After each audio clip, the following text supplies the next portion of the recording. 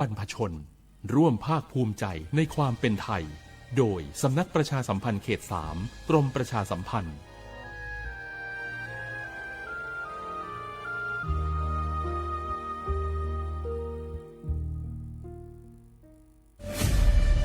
นี่คุณลูกสาวฉันเพิ่งเรียนจบอยากทำงานที่นี่คุณช่วยหน่อยสิต้องมาสอบตามระเบียบก่อนนะครับหากลูกสาวคุณสอบผ่านได้งานแน่ๆเลยอย่าว่างั้นงี้เลยนะฉันมีสินน้ำใจมาให้ด้วยคุณรับไว้สิหยุดพฤติกรรมทุจริตส่งผลเสียต่อตนเองสังคมและประเทศชาติคนไทยไม่ทนต่อการทุจริตด้วยความปรารถนาดีจากสำนักประชาสัมพันธ์เขต 3 กรมประชาสัมพันธ์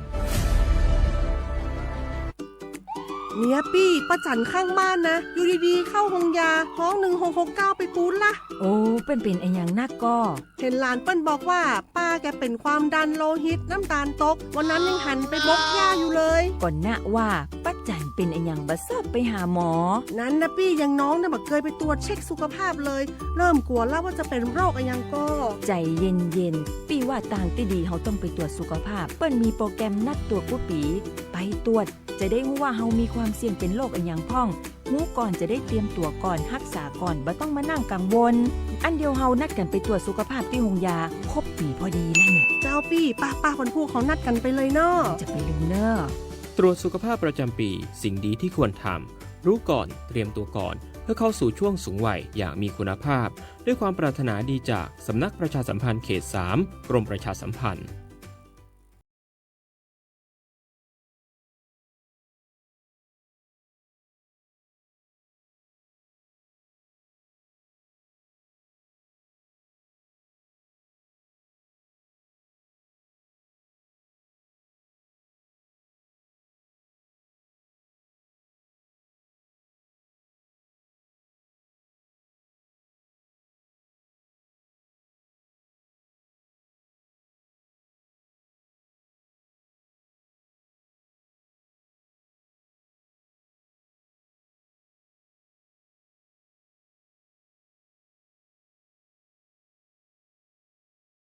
เกาะติดสถานการณ์น้ำท่วมจังหวัดเชียงใหม่ที่กำลังจะต่อเนื่องไปที่ลำปูนแล้วนะเจ้าสำหรับการติดตามสถานการณ์น้ำท่วมกับสวทเชียงใหม่เจ้าทักทายคุณผู้ฟังทุกท่านนะเจ้าพอภาคดึกกับบ่มีภัยยอมไผ่นะทุกคนก็ต้องมาพร้อมหน้านี่คือความยุติธรรมที่สุดในการทำงานเพราะว่าพรุ่งนี้เขาจะเข้าสู่โหมดปกติแล้วแต่ก่อนถ่ายรายการมันแต่ก่อนพรุ่งนี้เขาจะแยกกันคนละคืนวันนี้เราจะแบบว่าทิ้งท้ายก่อนวันสถานการณ์จนถึงเที่ยงน้องแจงก็จะไปอยู่639ปีอยู่93น้องปอไปอยู่98เจ้าถ้าน้องแจงบ่ไหวนั่นจะเกาะสัญญาณพี่เก่งได้ก่อมาปาก วันนี้คุณแม่คุณลูกมาจัดรายการตัวกันแม่นเจ้าไอ้คำเจ้าจัดรายการกับลูกสาวกาอะไรไอ้คำดึกๆมาไอ้คำไหนไอ้คำง้างฟ้าอันนี้เขาที่เขาไข้หัวที่เขาก่อเขาผ่านความซึมเศร้ามานักละเพราะว่าหลายที่หลายตางเปิ้ลก็มีน้ำลดลงแต่ว่าเขาก็คือกำลังใจโซนสารปีนะเจ้าแล้วก็ตังหลับปูนตยถึงตอนนี้ในช่วงที่เขาพักนอกจากเนาะเขาก็ดูทีวีติดตามสถานการณ์ไปตัวพี่เก่งกัดอกอ่ะแต่ว่านี่เปิ้ลไปจ่วยน้องจ้างกันวันนี้น้องจ้างมาจ่วยเขาวันนี้น้องจ้างเตียวแจกข้าวนะเจ้าโดยท่านพระครูออสนะเจ้าว่าเจดีหลวงก็น่ะแล้วซึ่งแบบเป็นภาพบรรยากาศที่ทุกคนเจ้าแต่ว่านี่เขาระดมสัพพะกำลังนะไปจ่วยจ้างนับ100กว่าเจือกเนาะแล้วแมวแหมกี่ปันตัวก็4,000ตัวดูเจ้าแล้ววันนี้มีจ้างพายนะฮะขนาดเลยพายแสนอย่างก็แสนทับพายแสนทับนะเจ้าจะบอกว่าไทยแสนล้านสุมาเตอร์แล้วนะ5ขนาดน้องจางอ่ะสองไม่เป็นเศรษฐีกันไทยแสนล้านคุณผู้ฟังเจ้าก็เขาจะเหิดไข้หัวได้จะอีนะเขาก็พานไอ้อย่างมานักนะเจ้าไม่อยากให้ทุกท่านเครียดเพราะว่าจริงๆแล้วทุกอย่างมันต้องก้อยๆเป็นก้อยๆไป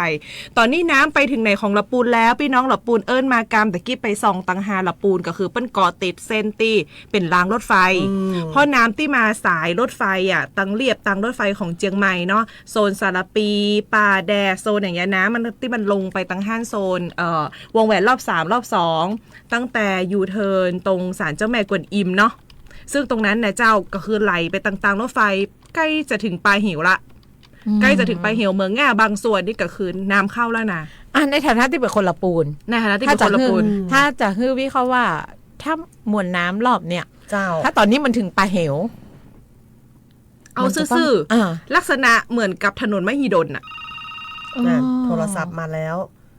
ตะกี้เหมือน จะอั้นเลย เจ้า ภูมิ เหมือนพี่อาโพจะโทรเข้ามา กัน เจ้าท่าน สวัสดีเจ้า สวัสดีค่ะ เจ้าพี่อาโพ ค่ะ เจ้า ตอนนี้อยู่ไหนแล้ว ตอนนี้อยู่ที่ตำบลแม่แฝดใหม่ค่ะอำเภอสันทรายค่ะ แต่ว่า เจ้า อยากจะรายงานให้พี่น้องอาขาว่า ในกรณีที่ขอความช่วยเหลือจากทางรัฐบาลเนี่ยจะต้องถ่ายภาพเก็บยังไง เพื่อจะเอาภาพนี้ไปประกอบด้วยแล้วค่ะ อืม เดี๋ยว เจ้า ช่วงนี้ ได้เลย เจ้า ค่ะแล้วก็จะพูดเรื่องอันเนี้ยค่ะ ดร.ปนดาวงผู้ดีก็ยังให้ความช่วยเหลืออยู่ ถ้าคนไหนต้องการความช่วยเหลือก็แจ้งในเทคในเฟซบุ๊กของเขาได้อะไรอย่างเงี้ยค่ะ เจ้า เจ้า ได้เลยเจ้าเปียโผตอนนี้ก็ เป็นภาษานะคะ สื่อสารกับพี่น้องอาคาเนาะ เจ้า ค่ะโอเคค่ะ เจ้า อุตสมายืนนี้เดือขยาว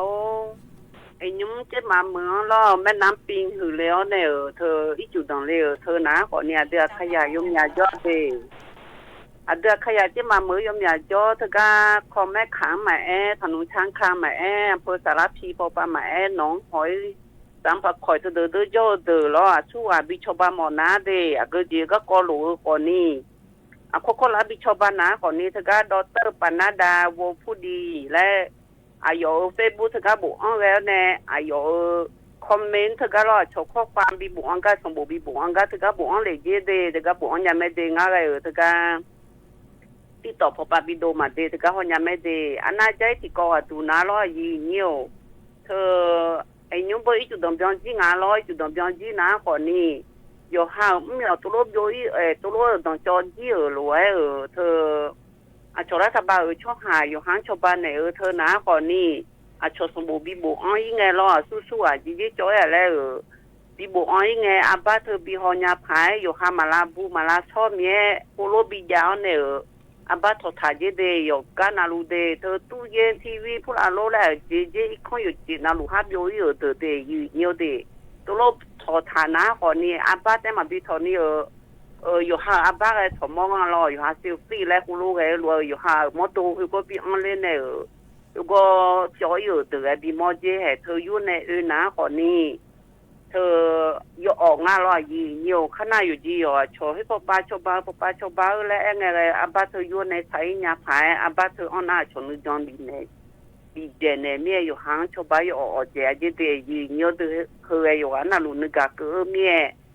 อันไหนมาอยู่เนียวอันเดียขาดนะคนนี้เฟซบุ๊กปามาดัวเดแต่ก็วิทยุพอบาล้อวิทยุAN47โคเทอปานาวิทยุคนโดแม่เฟซบุ๊กปานามาดัวคนนี้อาคันนี้ทองอายุหลัวพระบิดกุลามาเจเดยีเนียวเดค่ะรายงานแค่นี้นะคะแล้วก็บอกเพิ่มเติมเขาเรื่องที่ว่าAN47คนเนี่ยจะจัดรายการปกติพรุ่งนี้นะคะที่ผ่านมารายการสถานการณ์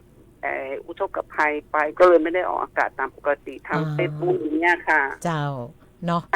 แปลเป็นภาษาคาเซตแปลเป็นภาษาไทยเรียบร้อยขอบคุณเปี้ยโผนักๆเจ้าเจ้า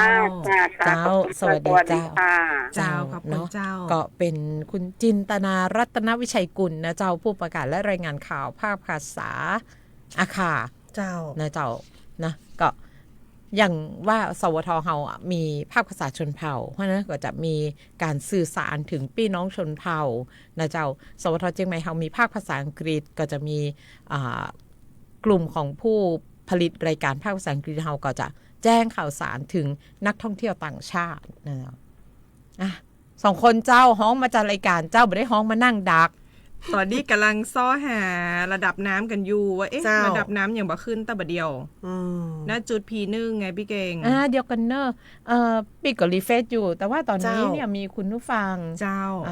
บอกว่าเห็นมีประกาศด่วนสารพีหางดงสันป่าตองเก็บของด่วนใช่ไหมคะแม่นละเจ้าถ้าเป็นประกาศจะอีกก็คือเก็บเลยเสียงที่ได้ยินคือเสียงจากในหมู่บ้านใช่ไหมน่าจะเห็นประกาศในเฟซก่อนถ้าเป็นในเฟซหรือว่าผู้ใหญ่บ้านผู้นำชุมชนนะเจ้าเนาะก็ต้อง ต้องพิจารณาให้ดีก่อนเนอะตอนนี้ระดับน้ำแม่ปิงที่จุด P1 สะพานนวรัตน์ เจ้า ยังบัก ยู ยัง ตี้ ขึ้นแล้ว มาแล้วพอไปดูที่เทศบาลนครเชียงใหม่นะเจ้ายูตี้4 เมตร 31 เซนติเมตรลดลงแล้วเจ้า ลดลง 31ลงไปหัน6 เซน เจ้า บัลลังก์วันพุกจะได้ล้างบ้านเนี่ยกล้าไผ่ว่างก็มาเด้อ ได้เลย เนี่ยเกณฑ์ผู้หญิงสวยๆในสวทเนี่ยลงไปช่วยกันล้างบ้านเจ้า จัดรายการ เงียบ ก่อนนะวันพุก เงียบ เนาะ แล้วทำไมต้องเงียบ จัดรายการก่อน โอ้ยแค่วันนี้ล้างตู้เย็นที่สำนักงานนี่กับปออีปอม้อย จะบอกว่า เจ้า การประกาศหรือว่าการรับฟังประกาศเนี่ยนะเจ้าถ้าหากว่าเป็นเสียงในท้องถิ่นของเฮา เจ้า ประกาศเองประกาศมาตามเสียงตามซ้าย เจ้า อันนี้คือมั่นใจเตอะ ว่าต้องเก็บของและอพยพ เอาตรงๆเลยคุณผู้ฟังมีตัวอย่างจากเจียงไมแลนด์ มีตัวอย่างจากป่าแดด มีตัวอย่างจากสารปี เจ้า เห็นตัวอย่างแล้วว่าทุกคนรอน้ำและบัดเจือว่าน้ำจะมา แม่น ถนนมหิดลใครจะไปกึดว่าน้ำจะ จะ มา ท่วม ถึง เจ้า สุดท้ายจะพอได้ ลำปูนมาตั้งกัน จะพอได้ปิด เชื่อเลย นะเจ้ามหิดลเนี่ยจะพอได้ปิดหนทางอ่ะ โทรศัพท์เข้ามาแล้ว สวัสดีเจ้า สวัสดีเจ้า สวัสดีครับคมสันรายงานตัวครับ คุณคมสันคุณมาพับบนอนกะ ได้กินข้าวกินน้ำหรือยัง วันพุกเดี๋ยวคุณคมสันคุณต้องคู่กันก่อนว่า วันพุกว่าจะคือจัดรายการภาคปกติ8 โมงคุณจะเข้ามาก่อ ถ้าเข้าได้ก็เข้าครับผม สปิริตแล้ เรา ว จะ สำหรับคนคมสันนี่สามารถอยู่แล้ว เขาจะมีหนึ่ง เอาที่ดีกว่า สำ ปิก กง บ้านไปเก็บผ้าเก็บครัวแล้วมานี่เลย แม่น ตอนนี้ตะกี้ผมก็ไปวนๆที่กาดหลวงเนาะตอนนี้ผมมาจากสะพานนวรัตน์นะครับ เจ้า เส้นเจริญเมือง มีน้ำท่วมขังนะครับ น้ำท่วมขังแต่ว่ารถยนต์รถปิกอัพเนี่ยสามารถสัญจรได้นะครับ แต่ว่ารถเล็กนี่ก็ยังไม่แนะนำเนาะ ถ้าจะมาถ้ารถเล็กขับมาได้เนี่ย ถ้าเป็นมาได้เนี่ยก็ไม่ควรจะขับเร็วนะครับ เพราะว่า แต่ว่าพรุ่งนี้ผมว่าน้ำมันจะลดมากกว่านี้ตอนนี้ผมรถปิกอัพมามอเตอร์ไซค์ก็เห็นขับผ่านกันอยู่นะครับ เส้นเจริญเมืองตอนนี้ผมกำลังผ่านหน้าสถานีรถไฟนะครับ ก็ผ่านได้ปกตินะครับ ก็มีทั้งมอเตอร์ไซค์มีทั้งรถยนต์นะครับ แล้วก็มีคนเดินเท้าที่เดินมาอยู่ครับเห็นยังมีคนเดินอยู่นะครับ เจ้า แล้วก็ถ้าเป็นมอเตอร์ไซค์แบบถ้าเป็นออโตเมติกเนาะถ้ามากลางคืนตอนนี้ยังไม่ได้นำแต่พรุ่งนี้ผมน้ำน่าจะลด วันผูกก่อนก็เดินทางกันเนาะ นะฮะแต่ว่ารถปิกอัพได้อยู่นะฮะรถปิกอัพได้อยู่ เจ้า แต่ตามซอยตอนนี้ผมหันไปดูทางซอยทุ่งโฮเทลดูแล้วเหมือนจะลึกอยู่นะฮะฝั่งซ้ายนี่ทุ่งโฮเทลห้องโฮเทลเหมือนจะลึกอยู่นะครับ มันจะลึกเป็นช่วงๆครับ แต่ว่ามันจะไปสูงตรงเลยโครงการชลประทานไปนะครับชะโงกดูฝั่งนู้นนะครับ แต่ว่าอันนี้ก็ได้อยู่ครับเห็นรถปิกอัพสวนกันไปสวนมาเยอะอยู่นะครับ เจ้า ก็แห้งถ้าตั้งแต่สะพานนวรัตน์ก็แห้งมาจนถึงเกือบถึงร้านสุทธิพรนะครับ เกือบถึงร้านสุทธิพรหลังจากนั้นก็จะเริ่มมีน้ำนะครับตั้งแต่น้ำท่วมขังตั้งแต่ร้านสุทธิพรเป็นต้นมาผ่านข้าวต้มนายดำผ่านมาเรื่อยๆผ่านปั๊มเชลมานะครับ ก็มีน้ำท่วมขังอยู่นะครับ แต่ว่ารถเข้าไปได้มั้ยกับเจ้าร ถปิกอัพได้อยู่ครับ อ๋อ รถเก๋งถ้าจะเข้ามาถ้ารถเก๋งสูงหน่อยก็ได้อยู่ฮะแต่ว่าก็ต้องขับแบบช้าๆหน่อยเนาะ เนาะแต่ถ้าเลี่ยงได้ก็เลี่ยงดีกว่า แต่ว่าพรุ่งนี้จะโอเคกว่าวันนี้พ เจ้า รุ่งนี้จะโอเคกว่านะครับ เจ้า คุณคมสันเจ้าดูทิศทางน้ำแล้วน้ำเจียงใหม่ลดน้ำหลับปูนจะเจอลักษณะเดียวกันก่อ คือตอนนี้มันแผ่เชียงใหม่น้ำมันแผ่กว้างเนาะน้ำมันแผ่กว้างแล้วทีนี้ผมว่าลำพูนน่าจะเยอะอยู่เพราะจากเดิมเนี่ย ขนาดรอบเดิมนะครับ รอบเดิมเนี่ยแค่ไม่ท่วมเยอะนะครับ ไม่ท่วมเยอะเนี่ย ก็ยังโดนกันเนาะแต่ว่ารอบเนี้ยของสารพีว่าน่าจะเยอะอยู่ครับพี่เพราะว่าอย่างวันเนี้ยผมไปทางท่าใหม่อีทางโซนูสนะครับซึ่งเป็นพื้นที่รับน้ำต่อจากเชียงใหม่ เจ้า ก็ยังเยอะอยู่นะครับน้ำแล้วก็ทางสารพีโดยเฉพาะทางท่าวังตาลทางหนองแฝกนะครับผมว่าคืนนี้หรือว่าพรุ่งนี้เช้าน้ำน่าจะถึงแล้วนะครับ จริงๆแล้วถ้าวังตาลตอนเนี้ยน้ำก็ท่วมอยู่แล้วนะมันท่วมตั้งแต่ถือว่าถ้าวังตาลมันท่วมตั้งแต่หัวเนาะหมายถึงว่าตั้งแต่ ตั้งแต่แถวโกบอนเฮาส์อะไรไปครับ แม่น แล้วหลังนี้มันก็จะท่วมไหลไปเรื่อยๆนะครับ ไหลไปเรื่อยๆไปผ่านจริงๆมึงตั้งแต่หนองพึ่งนะท่าบางตาลดอนแก้วอะไรเงี้ยไปถึงจนไปถึงหนองแฝกก็น่าจะเป็นพื้นที่ที่ต่อจากตำบลอุโมงค์ที่ผมไปทำข่าวของบ้านหนองสีแจงแถวปูแดงเนี่ยครับ อุโมงค์จะเจอสถานการณ์แบบสารปีก่อน ถูกต้องครับ เพราะว่าเป็นการเดิมเป็นการดูดน้ำนะครับ ดูดน้ำออกจากคลองออกจากบ้านหนองสีแจงซึ่งเป็นพื้นที่รับน้ำต่อสุดท้ายแล้วก็เป็นรอยต่อของตำบลอุโมงค์ผ่านน้ำลงคลองปิงหางนะครับที่เขาดูกันนะเนาะ เจ้าติปิงหางอุโมงค์ แล้วทีนี้น้ำเขามีน้ำหนุนมาจากทางน้ำกวงตัวแล้วก็ทางสถานีรถไฟอย่างเนี้ยครับเจ้าแล้วก็จากทางเหมือนกับล้นไปทางหนองหอยอย่างนี้ฮะมันก็รวมกันแต่ว่าบ้านเพื่อนผมที่ตีละปูนเนี่ยตอนนี้บางส่วนก็ท่วมแบบถึงเอวถึงอกก็มีนะครับก่อนหน้าถือว่าโวยเนาะ ละปูน ถือว่าโวยเนาะ ไหนนี่ โวย เจ้า เมืองหน้าอย่างเข้าแล้วอ่ะ ละปูนนี่ตังใดอ่ะคุณคมสันตี้ที่น้ำนาง โมง น่าจะเป็นแถวเมื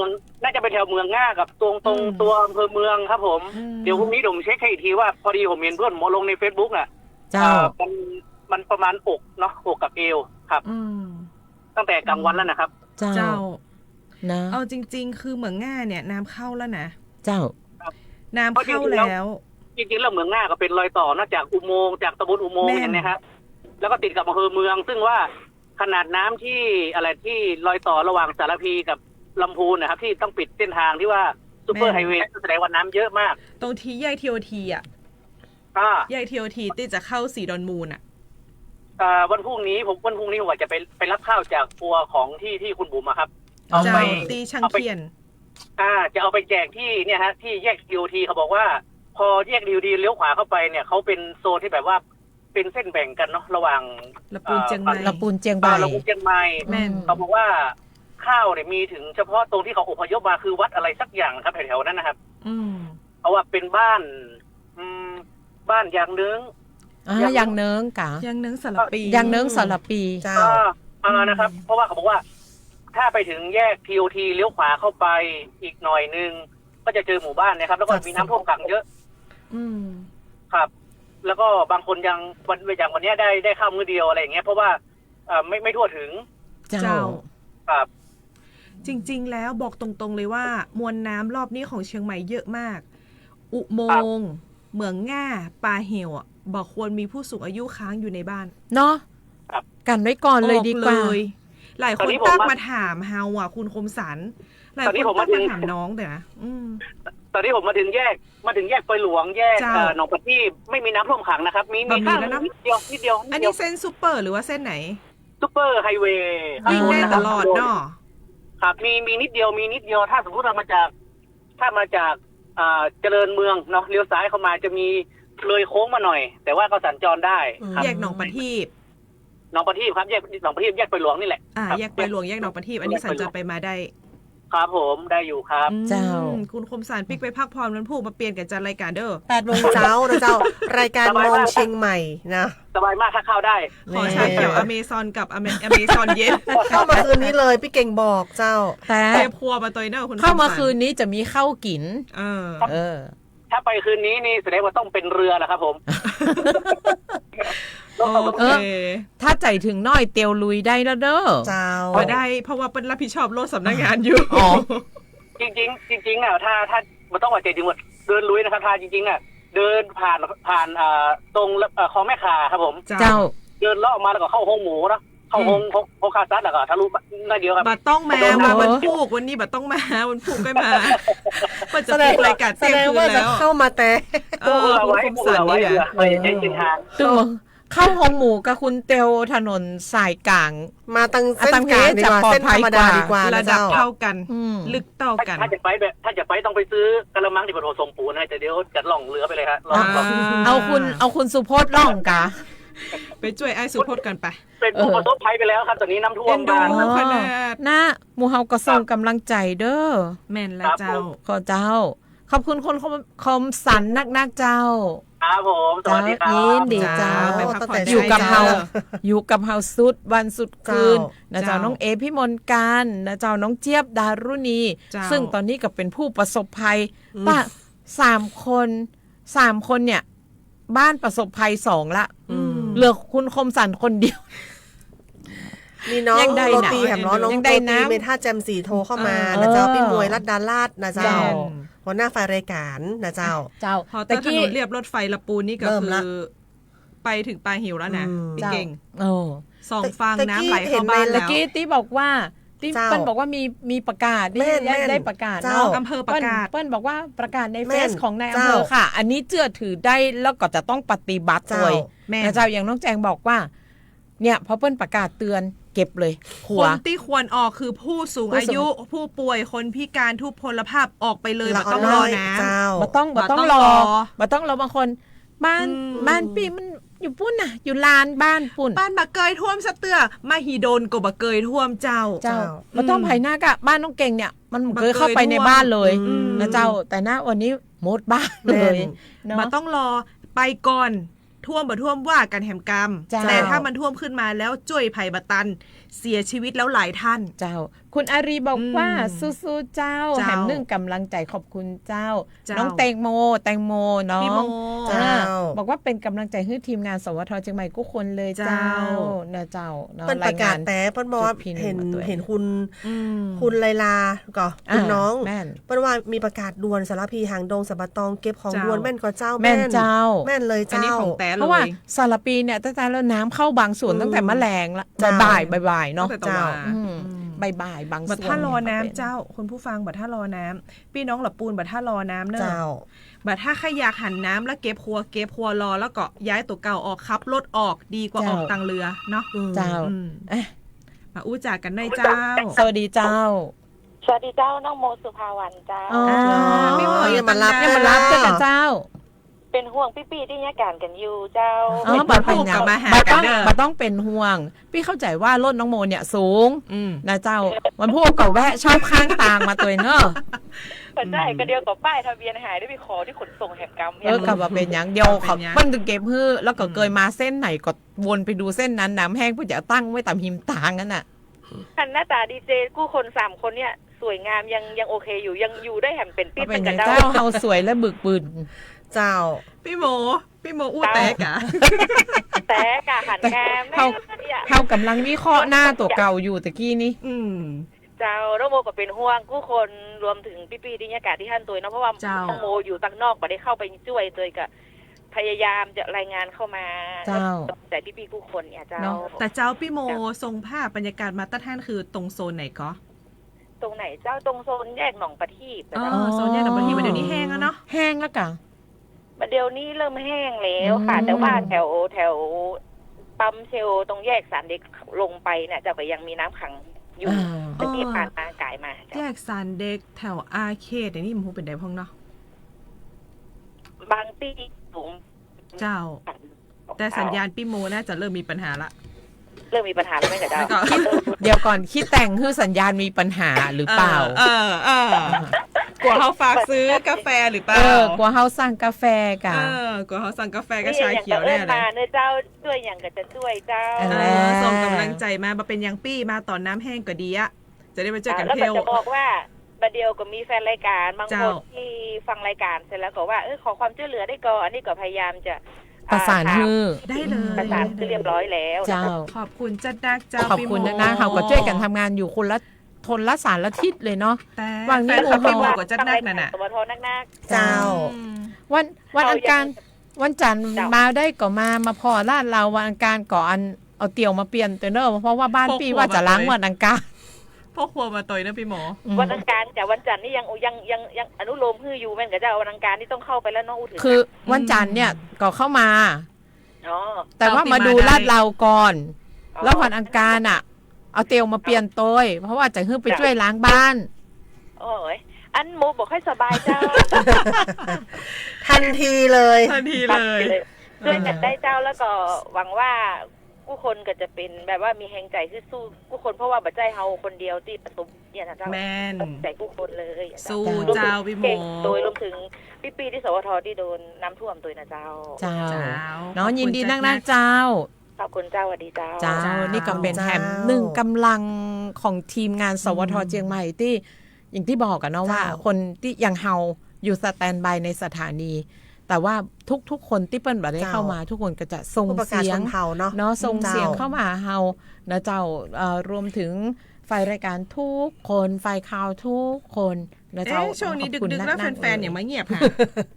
รับละกันดีเขารับละกันให้ฮื้อยังก็ว่าเก็บหัวอยู่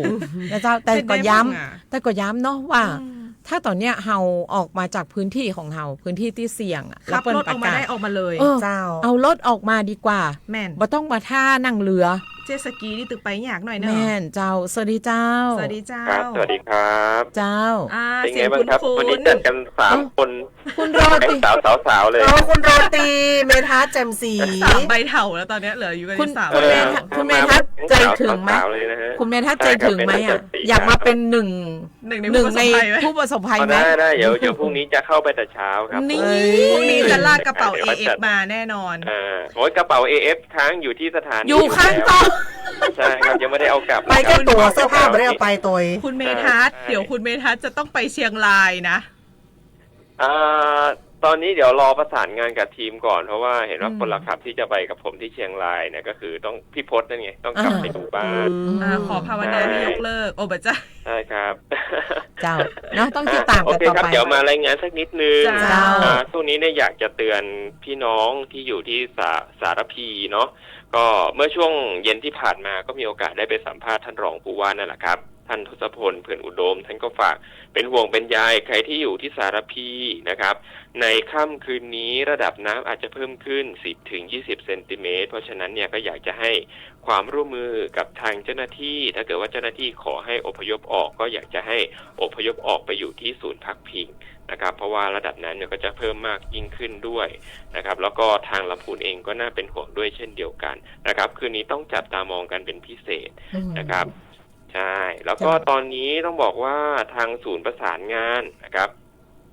ก็พร้อมให้บริการพี่น้องประชาชนตลอด 24 ชั่วโมงเลยผ่านหมายเลข 1567 นะครับหมายเลขนี้อยากจะให้พี่น้องประชาชนได้จำเอาไว้เลยนะครับหมายเลข 1567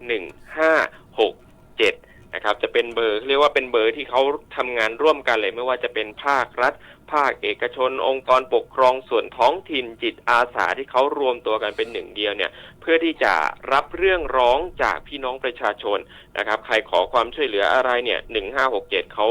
ทำงานกัน24ชั่วโมงเลยเขาจะรวบรวมข้อมูลแล้วก็จัดเจ้าหน้าที่เข้าไปให้การช่วยเหลือโดยด่วนเลยนะครับแต่อาจจะต้องบางเคสอาจจะต้องรอนิดนึงเพราะว่าเขาจะต้องเร่งช่วยเหลือกลุ่มสีแดงก่อนนะครับเมื่อช่วงเย็นพี่เอก็รายงานไปแล้วนะครับสำหรับกลุ่มสีแดงก็คือคนที่เป็นกลุ่มผู้ป่วยนะครับกลุ่มผู้ป่วยแล้วก็คนที่ต้องได้รับการช่วยเหลือโดยด่วนต้องถึงมือหมอโดยด่วนเลยเนี่ยเพื่อที่จะป้องกันการสูญเสียชีวิตนะครับเพราะฉะนั้นเนี่ยกลุ่มสีเหลืองกลุ่มสีเขียวซึ่งบางรายอาจจะเป็นกลุ่มเปราะบางที่ช่วยเหลือตนเองได้นะครับบางรายอาจจะเป็นพี่น้องประชาชนที่รออพยพจากพื้นที่อดใจรอกันอีกสักนิดหนึ่งเจ้าหน้าที่เขาพร้อมทำงานเพื่อทุกๆท่านอยู่แล้วนะครับอันนี้อยากจะประชาสัมพันธ์เรื่องที่1นะครับส่วนเรื่องที่2ครับล่าสุดทางจังหวัดเองได้มีการออกมาประกาศนะครับเราจะเห็นได้ว่าตอนนี้เนี่ยในพื้นที่อำเภอเมืองนะครับเริ่มที่จะมี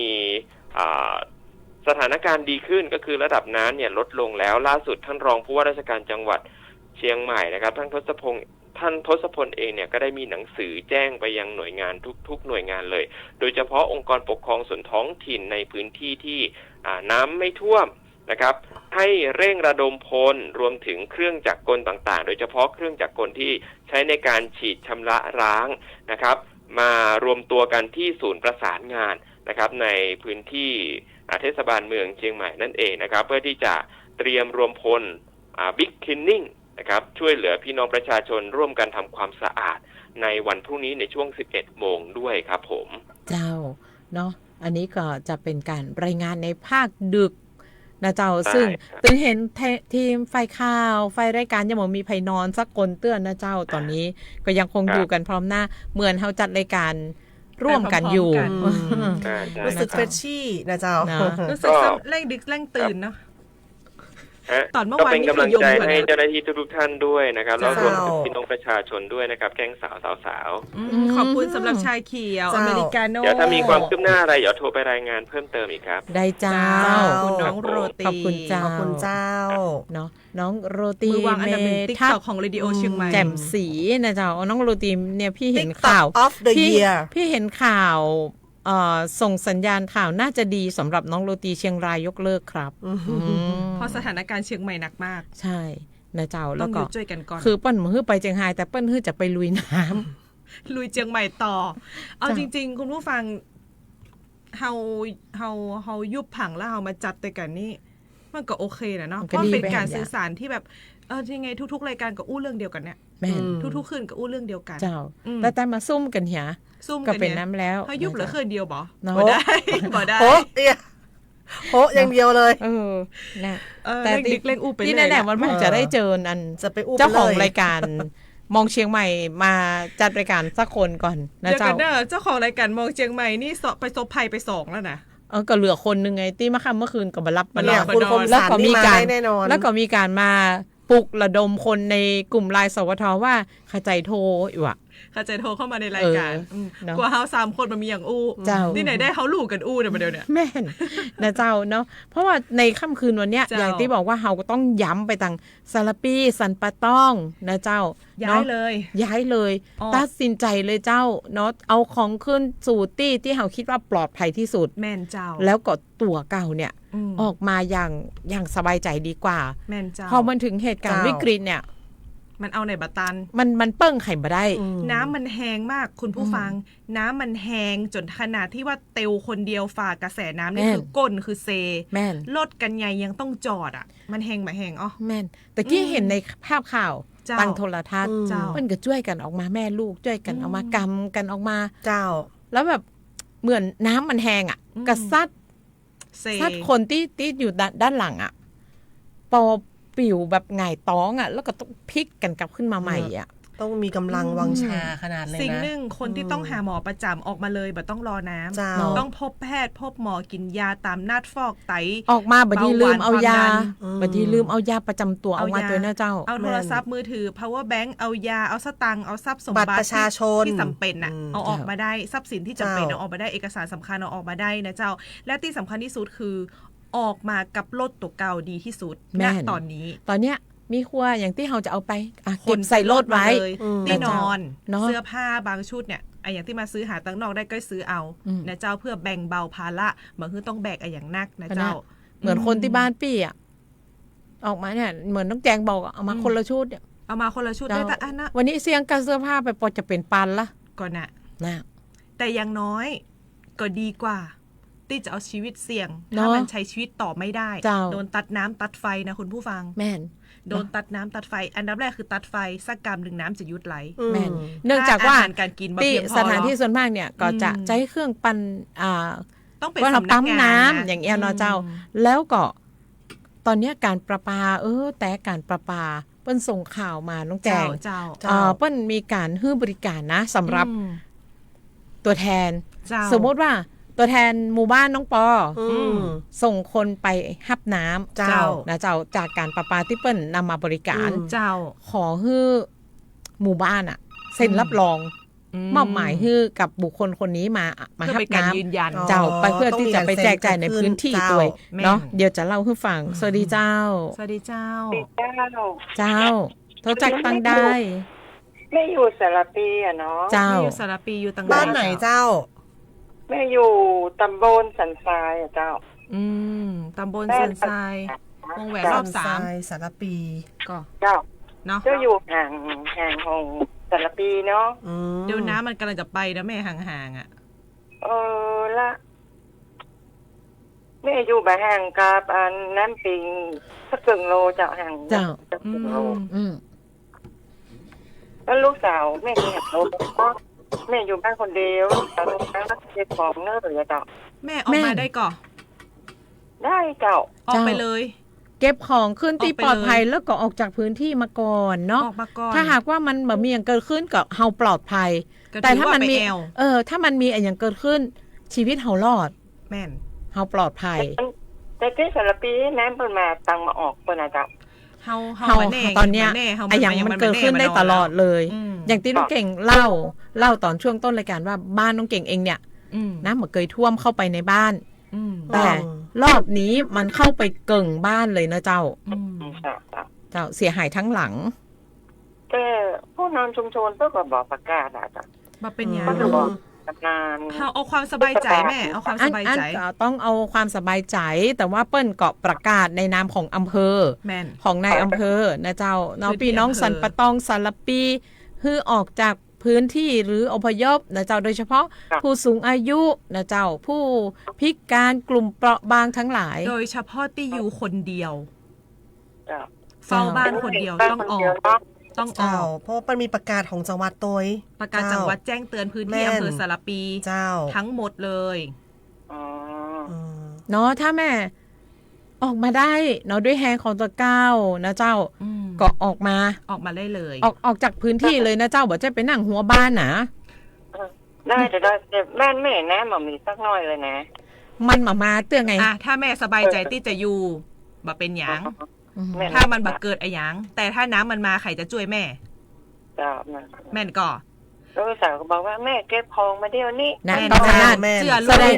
ก ขนาดลูกสาวยัง เป็นห่วงบ้านแน่ๆอะ ลูกสาว อืม บอกแล้ว เจ้า ก็ฟังกันดีกว่าเนาะความเสียหายจะได้บ่เกิดขึ้นนักกว่า เจอ นี้ กันเตอะเจอกันเตอะแม่เจอกันเต เนาะ อะวันนี้เสียชีวิตไป ณ แล้ว เวลา คห นี้ งะ 4 ทุ่มอ่ะ อืม เฮาเก็บครัว อืม อ่ะบ้านน้ำบ้านแม่มา น้ำ มา แบบ เตื้อ แบบเป็นหยังออกไป แม่เก็บ ลย ครัว อืม เก็บครัวก่อนเพื่อที่ แม่ ปลอดภัยเอาสิ่งของที่สำคัญติดตัวไป ถือว่า นะ แม่ เจ้ ยังมีเวลา แล้วก็ออกไปนอกพื้นที่ที่ปลอดภัย ถือว่าไปพักผ่อนแม่ เนาะ ถือว่าไปพักผ่อน ดีกว่าบอ พอดีแม่ก็อยู่ห่างเปิ้นน้อยอยู่หลังเดียวปกลก นั่นน่ะ นั่นแหละ ยิ่งอันตราย เจ้าอันตราย อยู่ใต้ลำไยสวนลำไยหลังเดียว แม่ไปเตอะ โอ้ เจอ นั่นน่ะ น้องเจ อ อ อกไป ลูก เตอะ เจอลูกเจอลูกมันมีอย่างเกิดขึ้นก็ถือว่าเขาไปพักผ่อน เจ้า เนาะ แต่ถ้ามันเกิดขึ้นเฮาก็ปลอดภัยนะเจ้า นะเจ้าเนาะแม่เนาะ เนาะ ตัดสินใจดีๆเด้อออกไปเลยเด้อจ้า เจ้ายินดี เจ้า เจ้ายินดีนักๆเจ้า เนาะเฮาก็คือใจเฮา3 คนเนี่ย เขาเข้าใจ คือมีความรู้สึก บางคน เดียว เป็นห่ กั วน งบ้านแต่ แม่น เจ้า นะเจ้าก็ห่วงบ้านห่วงครัวเนาะ พี่เก่งผ่านจุดนั้นมาละ แม่น คือสุดท้ายก็คือต้องสละทุกอย่างอะเอาก็ชีวิตคน มันเอาไป ออ ได้ ก แค่ มา ชีวิตแต่อันเนาะ เนาะแล้วเวลานี้ก็คือเหลือก็ชีวิตคนนะ แม่น อย่างอื่นก็บ่เหลือ อย่างอื่นซ่อฮี่ซ่อหาไหม เดี๋ยวก็มันก็หาใหม่ได้นะเจ้าเนาะถึงแม้ว่ามันจะยากมันจะง่ายตามสถานะของแต่ละคน แต่นั่นก็คือเฮาหาไม่ได้นะเจ้าชีวิตเฮายังมีอยู่ ซึ่งตอนนี้เป็นห่วงนะ เป็นห่วงน้ำที่จะลุกโซนเทศบาลนครเชียงใหม่ทั้งหมดเนี่ย และกลไหลไปตามทางน้ำตอนนี้เขานึกภาพนะคุณผู้ฟังสายลักก็คือแม่น้ำปิง เจ้า สายเสริมก็คือถนนทางรถไฟ สายใหม่ก็คือถนนซุปเปอร์ เจ้า เป็นลำน้ำไปละ ซึ่งชุมชนหมู่บ้านแบบแจ้แค่ติดลำน้ำปิงนะที่จะได้รับผลกระทบ สายทางรถไฟทั้งสายเลย ซึ่งจะไปซุดที่ไหนเฮาบอกหูจนกว่ามันจะไหลไปบรรจบแล้วลงน้ำปิง ลงน้ำกวง ลงน้ำทา หรือลงน้ำสักแม่หนึ่งได้อะ เจ้า มันถึงจะบักเข้าในพื้นที่บ้านเรือนประชาชน นั่นก็คือกัน ถ้าอู้เป็นกรรมง่ายๆ เข้าใจวัดดวงอ่ะ วัดดวงเลย เพราะว่าเฮาบอกฮู้ตอนเนี้ยน้องเก่งน้องแจงน้องปอเนี่ยบอกฮู้เลยว่า บ้านปอทำสมหาย น้ำปิง ปะเคยท่วมเลย ที่บอกเนี้ย ว่าอยู่มาตั้งแต่น้อยจนใหญ่ ปะเคยท่วมเหมือนกัน ำ สารปีตำบลชมพูนะเจ้า ตอนนี้เข้าไปขั้นที่2แล้ว เพราะว่ายกสูงขึ้นเนาะแต่บ้านป้านี่เข้าไปเกือบกึ่งข้อแข้งแล้ว ในบ้าน เลย ในบ้านนะ เจ้า ข้างนอกนะ เนี่ยปะเคยท่วมมาเดี๋ยวนี้ก็มาท่วม เนาะ เจ้า เอาเป็นว่าณเวลานี้เจ้า ผู้ประส ทุ บ ก ภัย ท่าน เลย ทุกๆคน เจ้า เนาะหากว่าเฮาอยู่ในพื้นที่เนี่ยที่เปิ้นบอกสารปีสันปะตอง ที่ไหนแหมหางดง เจ้า เนาะหากว่าเขาเป็นคนที่อยู่ในพื้นที่เสี่ยงบ่เสี่ยงอ่ะออกจากบ้านก่อนบ่ กำเดียวเลย ถ้าน้ำมาแล้วจ่วยตัวเก่ามาได้ฮือไปอยู่ในที่ปลอดภัยก่อนที่น้ำจะมา แม่น ตัดสินใจแค่เนี้ยถ้าน้ำมาแล้วจ่วยตัวเก่ามาได้ ดูแลตัวเก่า ถ้า มาได้ ซ้ำอยู่คนเดียวแหม และอยู่คนเดียว ลำบาก บ่มีใคร เนาะ ช่วยคือออกไปตั้งแต่น้ำยังมา บ่อยากคือแบบคอยห่วงบ้านเดียวๆอันนี้สวกแล้วเนอะเร่งดึกมาเร่งสวก กูเตือนนะน้องไปกินขี้เขียงมากะเจ้าเนาะ ได้เจอพี่เก่ง แบบ มา ดึกๆมาอย่างนะเจ้ามันอยู่ด้วยกันเนาะ มันอยู่ด้วยกัน เหมือนซึมซับก็จะบอกว่าเนี่ยยิ่งดึกหรือว่าณเวลาเนี้ยเฮามีเวลาเนาะน้ำมันยังบ่จูหน้าบ้านเตื้อ น้ำมันยังมาถึงตีข้างในเตื้อ มันเหมือนมาตีนข้างในเดี๋ยวลองคือมันมาตีนข้างในเดี๋ยวก็ไปจะใด ไปจะใดก่อนมาตีข้างในก่อนนักแล้วนะออกไปหน้าปักซอยมุกใดมหู นั่นน่ะเนาะแล้วการที่จะมารอขอความช่วยเหลือ แล้วก็จะมาจมว่า ขอเรือไปตั้งแต่เจ้าบ่ได้กำเตื้อแล้วก็มาเดือดกู้ภัยอย่างมาจ้าเดียวกันเนอะแม่เข้าก็บ่ได้กินอย่างเงี้ยนะเจ้ามันเนี่ยคือมันจะเป็นปัญหาหลายๆอย่างเนาะมันมาหลายๆอย่างพร้อมๆกัน อันนี้จากเรื่องที่เฮาเล่าเนี่ยคือมันมาจากสิ่งที่เฮานั่งกันมา4วันนี้นะเจ้าว่าปัญหาที่เฮาเจอก็คือนี่อยู่นี่ตั้ง2วันแล้วยังไม่ได้กินข้าวเตื้อนะเจ้าหรือก็ตอนที่เปิ้นคือออกบ่ออกอ่ะบอกก็คือเปิ้นก็เฮาประกาศแล้วอ่ะเนี่ยแล้วก็เนี่ยพอถึงเวลาในเฟซนี่ก็เห็นแล้วเนี่ยการที่จะไปกู้การที่จะไปกู้การที่จะไปช่วยผู้ป่วยติดเตียงคนชราแล้วเจ้าผู้สูงอายุเนี่ยมันยากมากนะมันยากมากมันไม่ใช่ง่ายๆมันต้องถึงผู้ป่วยคนชราพี่เก่งประสบการณ์ของพี่เก่งเนี่ยว่าจะประสานเรือมาฮับแม่ซึ่งเป็นผู้สูงอายุเนี่ยและสุดท้ายมาได้เลยนะและสุดท้ายประสานมาได้โดยเพราะคิวมันเยอะมากมันต้องไปช่วยผู้ป่วยคนที่ต้องใส่ออกซิเจนคนที่ช่วยเหลือตัวเก่ามาได้ติดเตียงก่อนถ้าผู้สูงอายุที่มีคนดูแลอยู่ตัวเนี่ยถือว่าเป็นเคสหลังๆเลยนะ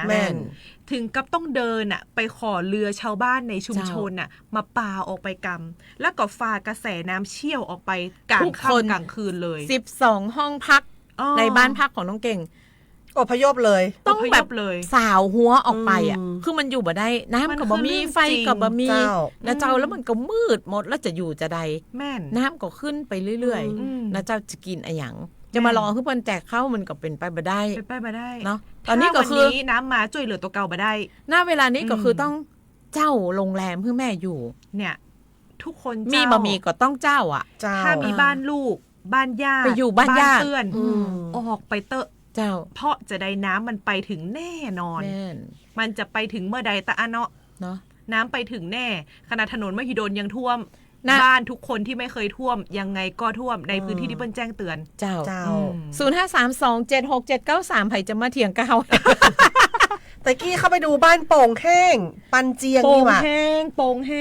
ห้งปันเจียง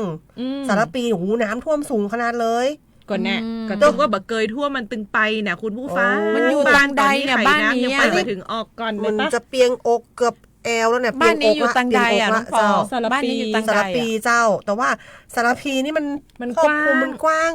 างสารปีมันกว้างเจ้าเป็นอำเภอที่มีพื้นที่เยอะนะแม่นเจ้าเข้าใจแม่เปิ้นนะว่าน้ำบักเกยท่วมแม่นเจ้าสารปีต่างอื่นกับบักเกยท่วมบ่ได้ที่ท่วมไปละแม่ก็แน่เหมือนแมลงที่เฮาจัดรายการเตือน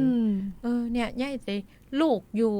บ้านตอนนี้บ้านน้ำท่วมย้ายมาอยู่แหมไร่ถนนนึงในสวนลำไยและลูกจะปลอดภัยก็อันนี้เฮาตอบมาได้เลยแต่น้ำจะเข้าก่ออีนอเฮามาได้เห็นพื้นที่นะเฮาก็เห็นใจคนเป็นแม่จะได้ก็ห่วงลูกนะเจ้าแล้วก็ไปปอมีหลานน้อยตัว3 ขวบก่อนนะคุณผู้ฟังเนาะเอิ้นจ๋าหากันได้เนาะเริ่มเงียบไปแล้วอู้มานี่จะ5 ทุ่มแล้วนะประเดี๋ยว053276793นะเจ้าขออนุญาตแจ้งแผนการฟื้นฟูเชียงใหม่หน่อยวันที่7นี้เปิ้ลจะทำความสะอาดกันละตั้งแต่สะพานรัตนโกสินทร์ถึงเจดีย์ขาวสะพานนครพิงค์ถึงเจดีย์ขาวแจงศรีภูมิถึงเจดีย์ขาวก็คือแวดเทศบาลนครเชียงใหม่แล้วก็สะพานนวรัตน์ถึงค่ายกาวิระเปิ้ลจะเคลียร์พื้นที่บิ๊กคลีนนิ่งกันละนะเจ้าวันที่7ถนนประชาสัมพันธ์เปิ้ลมากะเจ้ามันน้ำมันบ่ลดเตอปี้มันเปียงอกอยู่จะบิ๊กคลีนนิ่งจะได้ก่อนก็แค่บิ๊กกระเปิ้ลน่ะเฮาบิ๊กสำนักงานเฮาก่อนมาเดี๋ยวเนี่ยเขาบอกคุณผู้ฟังนอกจากน้ำมันไปเนี่ยมันยังทิ้งไอ้อย่างไว้หลายๆอย่างเฮาพร้อมกับกลิ่นด้วยนะเจ้าสวัสดีเจ้าสวัสดีเจ้าสวัสดีครับเจ้าจากไหนเจ้าสายที่ต้องโทรมาตอนหัวค่ำคืนละจากรายการครับตอนนี้ก็บอกต้องขอบคุณรายการมากเพราะกลับมาถึงบ้านเป็นที่เรียบร้อย ก็มาจากนู่นเลยนะโรงพยาบาลมหาราช เจ้า อ๋อเจ้า แล้วก็ฟังรายการมาตลอดคือผมก็ติดตามข่าวมา 2-3 วันเต็มๆแล้วเนาะ เจ้า แล้วก็ตอนกลางวันเนี่ยพอได้ฟังหลายสถานีหน่อยแต่เพราะว่าหลังค่ำเนี่ยหาแล้วก็มาเจอทางสวทเจ้าเนี่ยฮะว่ายังมีการรายงานอยู่เนาะก็รู้สึกว่าต้องขอบคุณมากๆเลยนะที่อยู่เป็นเพื่อนกับผู้ที่ประสบภัยก็ดีหรือว่าท่านผู้ฟังรายการที่เขาเสี่ยงอ่ะผมดูในแผนที่คนที่ถูกน้ำท่วมนะซึ่งก็มีคนที่เขาทำขึ้นมาเนี่ยเขาก็เห็นเลยว่าบ้านผมเนี่ยหลังที่อยู่ตรงพอมานาด้าเนี่ยมันจะอยู่ริมที่น้ำท่วมมากเลยนะผมก็ติดตามทั้งวันนี้ก็ปรากฏว่าโอเคมันก็แค่ปริมถนนก็ผ่านพ้นไปได้ด้วยดีตรงนี้คือที่โทรมาครั้งนี้ก็คืออยากจะขอบคุณสื่ออย่างสวทเชียงใหม่ครับแล้วก็อีกหน่วยหนึ่งนะที่ติดตามดูเขาช่วยเหลือชาวบ้านตั้งแต่เมื่อตอนดึกเมื่อคืนนี้เลยก็คือมทบ33เขาจะใช้ชื่ออะไรสปพอะไรสักอย่างเนี่ยเนาะแต่ว่าเป็นของทหารของมทบ33เขาก็ช่วยจนถึงเมื่อสักครู่ใหญ่ๆเลยนะประมาณสัก 2-3 ทุ่มนี่นะเขาก็ยังออกไปเอาข้าวไปแจกไปหลายคนแล้วก็บางคนเนี่ยนะผมเห็นภาพที่เขาลงเนี่ยนั่งทานข้าวบนหลังคาบ้านเลยเป็นผู้หญิงเนาะน้ำตาลินไปเลยอะไรประมาณนี้เจ้าก็เห็นแล้วก็เพราะว่าช่วยคนเฒ่าคนแก่เด็กๆนั่งเรือออกมาเนี่ยแล้วก็น้ำเนี่ยอยู่หน้าอกทหารเนี่ยน้ำอยู่หน้าอกลากเรือคนนั่งเราเห็นเป็นภาพที่โอ้โหแบบคือผมเป็นคนที่มาจากเมืองที่น้ำท่วมทุกปีแล้วก็เจอเหตุการณ์ใหญ่ๆอย่างสึนามิเนี่ยเราก็ไปเจอมาแล้วนะแต่ว่ามาเห็นที่เชียงใหม่เนี่ยก็มีความรู้สึกว่าโอ้คนที่นี่เขาช่วยเหลือดูแลกันดีมากนะเพียงแต่ว่ามันก็มีข้อเสนอแนะสักนิดได้ไหมครับได้เลยค่ะได้เลยเจ้าอย่างเช่นวันนี้เราติดตามข่าวสารเนี่ยเราก็จะเห็นอยู่อย่างหนึ่งว่าตอนน้ำท่วมผมเห็นแล้วทุกหน่วยทุกรายเนี่ยเขาออกกันไปดีมากเลยนะถึงแม้ว่าอาจจะทุกคนมันเยอะนะอาจจะใช้คำว่าต่างคนต่างไปแต่มันก็ยังถึงชาวบ้านแต่พอน้ำลดเนี่ยนะฮะรู้สึกว่าจะมีคนถูกทิ้งหรือว่าถูกลืมหรือไปไม่ถึงเนี่ยมากขึ้นเราก็ลองไปตรวจสอบพบว่าไอ้หน่วยที่ส่งคำขอความช่วยเหลือเนี่ยมีความรู้สึกว่าเขาจะจัดลำดับหรือว่าจัดการคำช่วยเหลือเนี่ยอาจจะไม่ค่อยจะดีนักนะผมว่านะเพราะว่าตอนช่วงบ่ายเนี่ย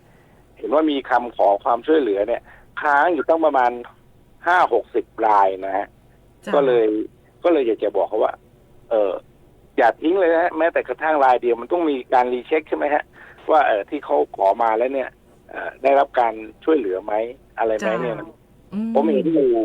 ที่ทำให้การรีเช็คเกิดขึ้นเนี่ยก็คือการถ่ายทอดทางเพจสดๆรู้สึกจะเป็นหน่วยงานของ PRD ที่มีพี่ผู้หญิง2 คนเขานั่งพูดทั้งวันเลยเนาะเจ้าชื่อพี่ยุ้ยหรืออะไรสักอย่างPR เชียงใหม่เนี่ยผมเห็นเนี่ยเพจเนี่ยนะเขาก็จะพูดถึงเรื่องตรงนี้แล้วก็มีคนก็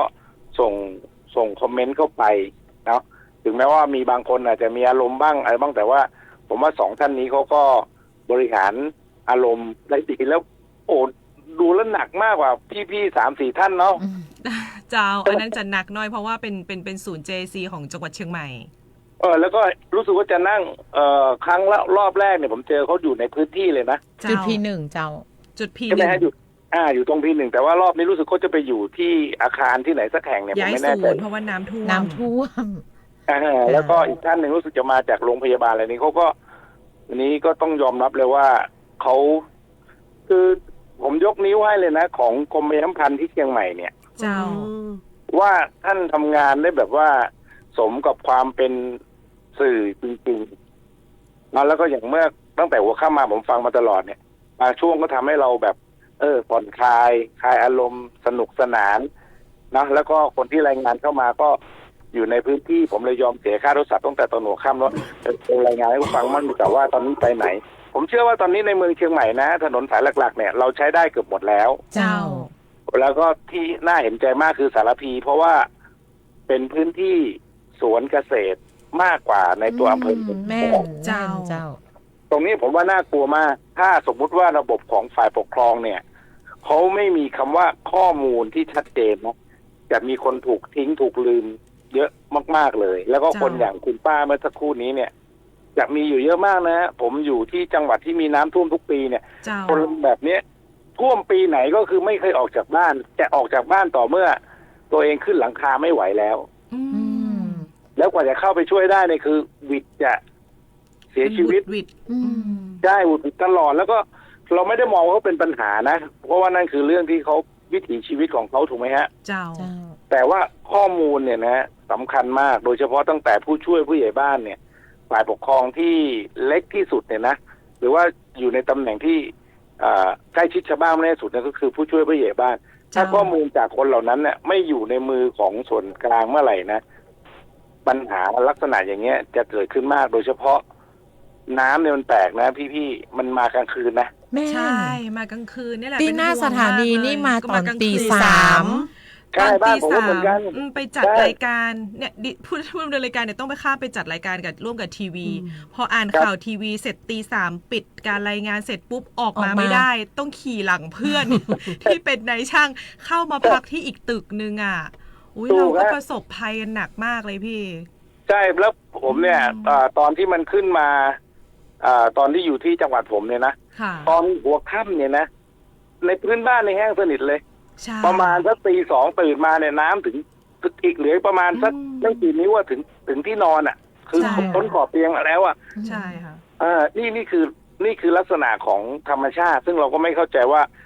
มันเป็นเพราะอะไรแต่ว่ามันจะมาตอนดึกแล้วก็ไอคนที่เตือนแล้วไม่ออกเนี่ยก็มักจะต้องปีนขึ้นไปอยู่บนหลังคาใช่อันนี้คือสิ่งนั้นพรุ่งนี้เนี่ยผมมองว่าสารพีเนี่ยน่าเป็นห่วงมากใช่แล้วยิ่งคนส่วนกลางที่อำเภอเมืองเชียงใหม่เขาก็ล้ามา2 รอบแล้วใช่ไหมใช่ค่ะผมก็เป็นห่วงว่าสารพีและลำพูนเนี่ยยังพอว่าเขายังไม่ได้ยังพอมีเวลาถ้าการบริหารจัดการที่ลำพูนดีนะมีข้อมูลให้ดีแล้วก็บูรณาการทุกหน่วยที่มีกำลังได้ดีรวมถึงอาสาสมัครที่เขามาจากต่างจังหวัดเนี่ยถ้าสามารถบอกได้ว่าเอาหน่วยหนึ่งไปหมู่หนึ่งพื้นที่หนึ่งอย่างเงี้ยเหมือนที่เชียงรายที่แม่สายที่ผมไปเจอมานะผมว่ามันจะช่วยได้เยอะแล้วก็ฝากไว้สุดท้ายก่อนจะขออนุญาตดูหนังต่อก่อนนอนเลยนะก็คือยินดีค่ะวันนี้ดีใจนะที่ว่าผมกังวลมากตอนหัวค่ำเนี่ยเพราะน้ำที่ตึกเนี่ยมันเริ่มขึ้นแต่ว่าตอนหลังมามันก็ลดลงไปฝากไว้นิดนึงครับว่าหลังจากที่เราผ่านเหตุการณ์นี้นะฮะท่านจะต้องพูดถึงสาเหตุที่มาของสถานการณ์อย่างนี้ที่จริงจังโดยที่ไม่ต้องเกรงใจใครเพราะว่าผมมาเที่ยวอยู่เชียงใหม่เนี่ยประมาณ2 ปีกว่าแล้วเนี่ยผมได้เห็นภูเขาหัวโล้นในจังหวัดเชียงรายเชียงใหม่แล้วก็ได้เห็นรีสอร์ทเป็นพันที่เลยแล้วก็อยู่ท่ามกลางภูเขาหัวโล้นอย่าให้ได้บอกชื่อเลยนะว่าอยู่ตรงไหนบ้างแต่ว่า2 จังหวัดเนี้ยมีลักษณะอย่างนี้และถ้ายังปล่อยให้เป็นอยู่อย่างนี้นะผมเชื่อว่าหน้าร้อนเราจะเจอ PM 2.5 หน้าร้อนหน้าหนาวเนี่ยพอหน้าฝนเราจะเจอน้ำเป็นอย่างนี้ต่อไปพี่เห็นนี้ไหมฮะที่เขาออกมาในไลน์ใน Facebook ที่เขาเอากระถางต้นไม้ที่มีต้นไม้แล้วก็ถางต้นไม้ที่มีดินแล้วก็ลดน้ำลงไปแล้วก็มีน้ำไหลออกกระถางที่มีต้นไม้เนี่ยน้ำไหลเป็นหยดแต่กระถางที่มีดินเนี่ยมันไหลโจกลงมาเลยนะเพื่ออธิบายได้เป็นอย่างดีเลยนะครับขอให้ทุกท่านมีความสุขนะครับแล้วก็ได้กุศลกันในครั้งนี้ขอบคุณมากเลยค่ะขอบคุณจ้าสวยๆอย่างนี้ตลอดไปนะผมเคยเจอพวกพี่3-4 คนแล้วยอมรับว่าสวยจริงๆโอ้ขอบคุณจ้าสวัสดีเจ้าขออนุญาตพักเบรกรายการเจ้าเดี๋ยวปิกมาปากันใหม่ในชั่วโมงสุดท้ายของคืนนี้รักษาความสะอาดทั้งที่บ้านและที่โรงเรียนคอยช่วยเหลือเพื่อนและคุณครูเมื่อกลับบ้านก็ช่วยเหลืองานพ่อแม่เพราะมานีมีความรับผิดชอบและมีน้ำใจร่วมกันส่งเสริมและสร้างเด็กดีเพื่ออนาคตประเทศไทย รมประชาสัมพันธ์ร่วมกับสภากาชาดไทยเชิญชวนบริจาคสิ่งของช่วยเหลือผู้ประสบภัยน้ำท่วมบริจาคได้ที่อาคารปฏิบัติการหลังใหม่ถนนวิภาวดีรังสิตสภากาชาดไทยและสำนักงานเหล่ากาชาดทุกจังหวัดหรือโอนเข้าบัญชีสภากาชาดไทยเพื่อภัยพิบัติธนาคารไทยพาณิชย์เลขที่045-3-04637-0โทร092-246-9633วันพรุ่งนี้เวลา 10:40 นาทีนางสาวแพทองธารชินวัตรนายกรัฐมนตรีเชิญผู้ที่เกี่ยวข้องกับการคมนาคมทางถนนมาหารือที่ตึกไทยคู่ฟ้าทำเนียบรัฐบาลและรับฟังปัญหาการคมนาคมทุกรูปแบบของประเทศทั้งทางบกทางเรือและทางอากาศ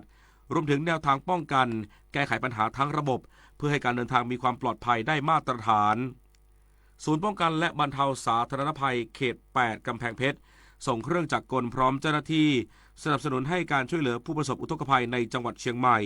เพื่อเร่งช่วยบรรเทาสถานการณ์โดยจะร่วมปฏิบัติภารกิจดังกล่าวจนกว่าสถานการณ์จะคลี่คลายเพื่อบรรเทาความเดือดร้อนแก่ประชาชนให้กลับมาใช้ชีวิตตามปกติโดยเร็วที่สุดโครงการชลประทานพังงาวางแผนบริหารจัดการน้ำช่วงฤดูฝนให้สอดคล้องกับสถานการณ์ในพื้นที่และลดผลกระทบที่จะเกิดขึ้นกับประชาชนสำหรับภาพรวมสถานการณ์น้ำปัจจุบันของจังหวัดพังงาแม้ว่าไม่มีอ่างกักเก็บน้ำแต่ปริมาณน้ำอยู่ในเกณฑ์ดีการระบายน้ำเป็นไปอย่างมีประสิทธิภาพเนื่องจากพื้นที่ส่วนใหญ่เป็นหุบเขาและมีทะเลโดยรอบแต่ละหมู่บ้านสร้างทำนบดินและฝ่ายทดน้ำเป็นคอนกรีตระบายน้ำไว้แล้ว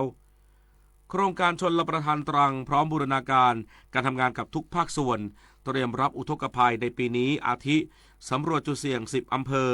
จัดทำระบบรายงานสถานการณ์น้ำติดตามข้อมูลฝนและพยากรณ์อากาศจากกรมอุตุนิยมวิทยาปรับปรุงพื้นที่เสี่ยงอุทกภัยพร้อมย้ำให้ทุกหน่วยงานที่เกี่ยวข้องเตรียมรับมือสถานการณ์อุทกภัยให้ทันท่วงทีเพื่อลดผลกระทบต่อประชาชนในพื้นที่ให้ได้มากที่สุดจังหวัดอุดรธานีเปิดโครงการ Thailand Intelligent Club เพื่อส่งเสริมเด็กเยาวชนรุ่นใหม่เรียนรู้นวัตกรรมฝึกวิธีคิดอย่างเป็นระบบที่ส่งผลต่อพฤติกรรมและการกระทำของบุคคลด้านการจัดการองค์ความรู้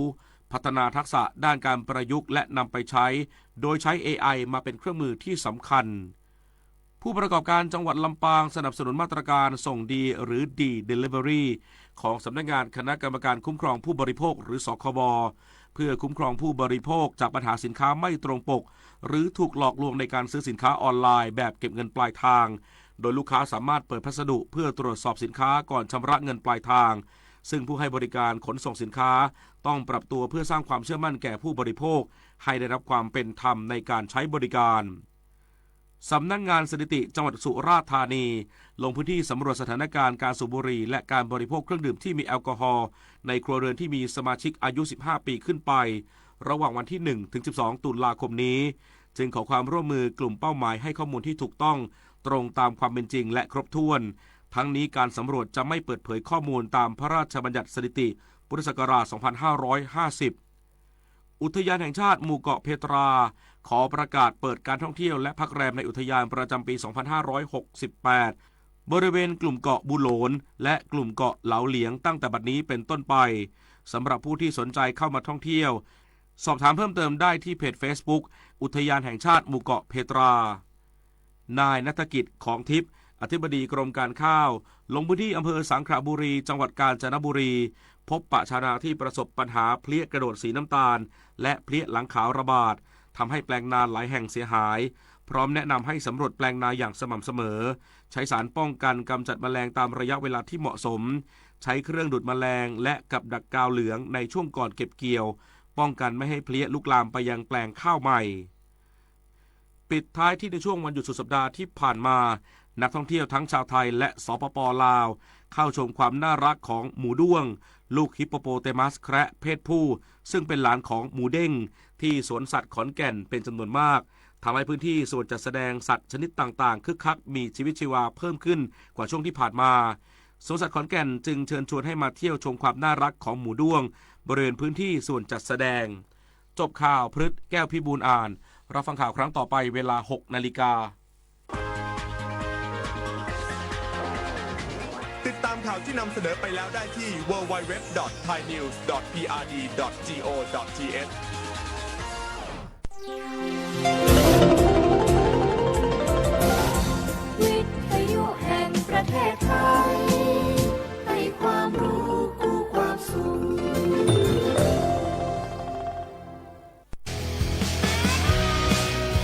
สถานีวิทยุกระจายเสียงแห่งประเทศไทยจังหวัดเชียงใหม่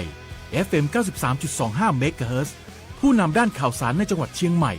โดยเน้นการมีส่วนร่วมของภาครัฐภาคเอกชนและเครือข่ายภาคประชาชนในพื้นที่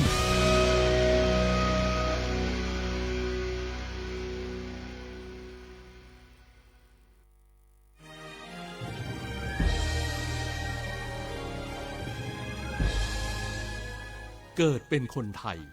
เติบโตบนผืนแผ่นดินไทยจงภูมิใจในความเป็นไทยชาติไทยเรานั้นนับเป็นชาติที่มีความเป็นมาเก่าแก่ยาวนานเรามีภาษาวัฒนธรรมและมีสิ่งต่างๆที่เป็นเอกลักษณ์ให้เราได้ภาคภูมิใจในความเป็นคนไทยเราควรเห็นคุณค่าและมีความรักชาติหวงแหนแผ่นดินอันเป็นมรดกของบรรพชนร่วมภาคภูมิใจในความเป็นไทยโดยสำนักประชาสัมพันธ์เขต 3 กรมประชาสัมพันธ์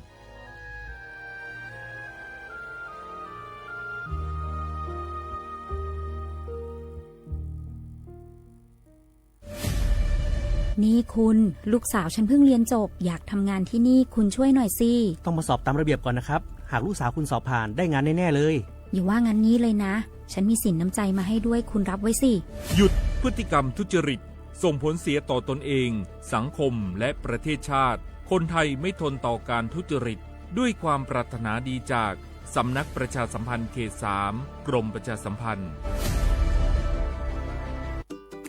เนี่ยปี้ป้าจันข้างบ้านนะอยู่ดีๆเข้าห้องยาห้อง1669ไปปูนละโอ้เป็นไอ้อย่างนักก็เห็นหลานเปิ้นบอกว่าป้าแกเป็นความดันโลหิตน้ำตาลตกวันนั้นยังหันไปบกยาอยู่เลยก่อนนะว่าป้าจันเป็นไอ้อย่างบัดซอบไปหาหมอนั้นนะปี้ยังน้องเนี่ยบ่เคยไปตรวจเช็คสุขภาพเลยเริ่มกลัวแล้วว่าจะเป็นโรคอะไรยังก็ใจเย็นๆปี้ว่าต่างที่ดีเฮาต้องไปตรวจสุขภาพเปิ้นมีโปรแกรมนัดตรวจกุปี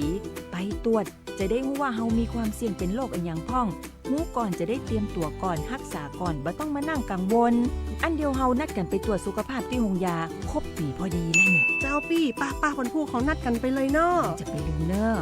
ตรวจสุขภาพประจำปีสิ่งดีที่ควรทำรู้ก่อนเตรียมตัวก่อนเพื่อเข้าสู่ช่วงสูงวัยอย่างมีคุณภาพด้วยความปรารถนาดีจากสำนักประชาสัมพันธ์เขต 3 กรมประชาสัมพันธ์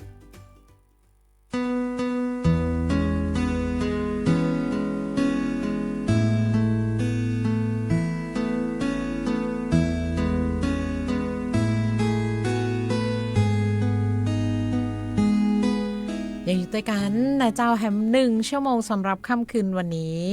นะเจ้าในเรื่องการก็ติดสถานการณ์น้ำท่วมซึ่งคืนเนี้ยเป็นแฮมคืนนึงที่เราจะต้องเตือนภัยสำหรับพื้นที่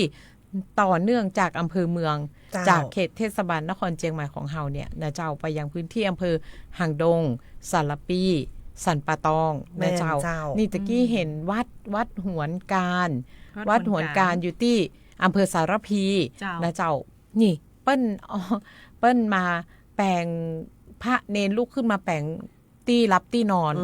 พืชกับพี่น้องประชาชน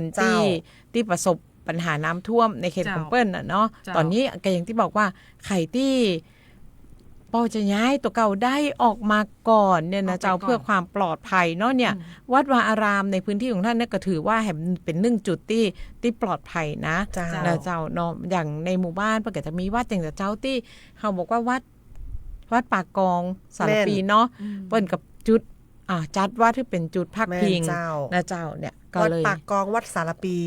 เจ้านะแล้วนี่ก็มีวัดหวนการนะเจ้าเปิ้ลเขาเตรียมแล้วเหมือนกันพี่เก่งเจ้าตอนนี้ผอ.ชลประทานละปูนบอกว่ามวลน้ำมวลใหญ่จะมาถึงละปูนวันพุ่งเมื่อเจ้าของวันที่7วันนี้มีเวลาเตรียมตัวเนี่ยละปูนเปิ้ลกำลังเอาเครื่องสูบแบบไฮโดรโฟลนะเหมือนแบบต่อพญานาคที่เปิ้ลสูบใหญ่ขนาดที่เปิ้ลสูบน้ำออกจากตอน13หมูป่าติดถ้ำน่ะโอ้ต่อใหญ่อย่างอันเลยไฮโดรโฟลนะเจ้ามาสูบน้ำออกทางหนองแฝกเพื่อที่จะระบายสู่น้ำกวงก็คือระบายน้ำเปลี่ยนที่ทางแบบเอาลงน้ำปิงเอาเป็นลงน้ำกวงเลยนะเจ้าซึ่งตรงเนี้ยก็จะเร่งระบายน้ำออกเพื่อที่ว่าจะลดปริมาณน้ำที่จะเข้าสู่อุโมงค์แล้วก็หนองจังคืนในวันพุธ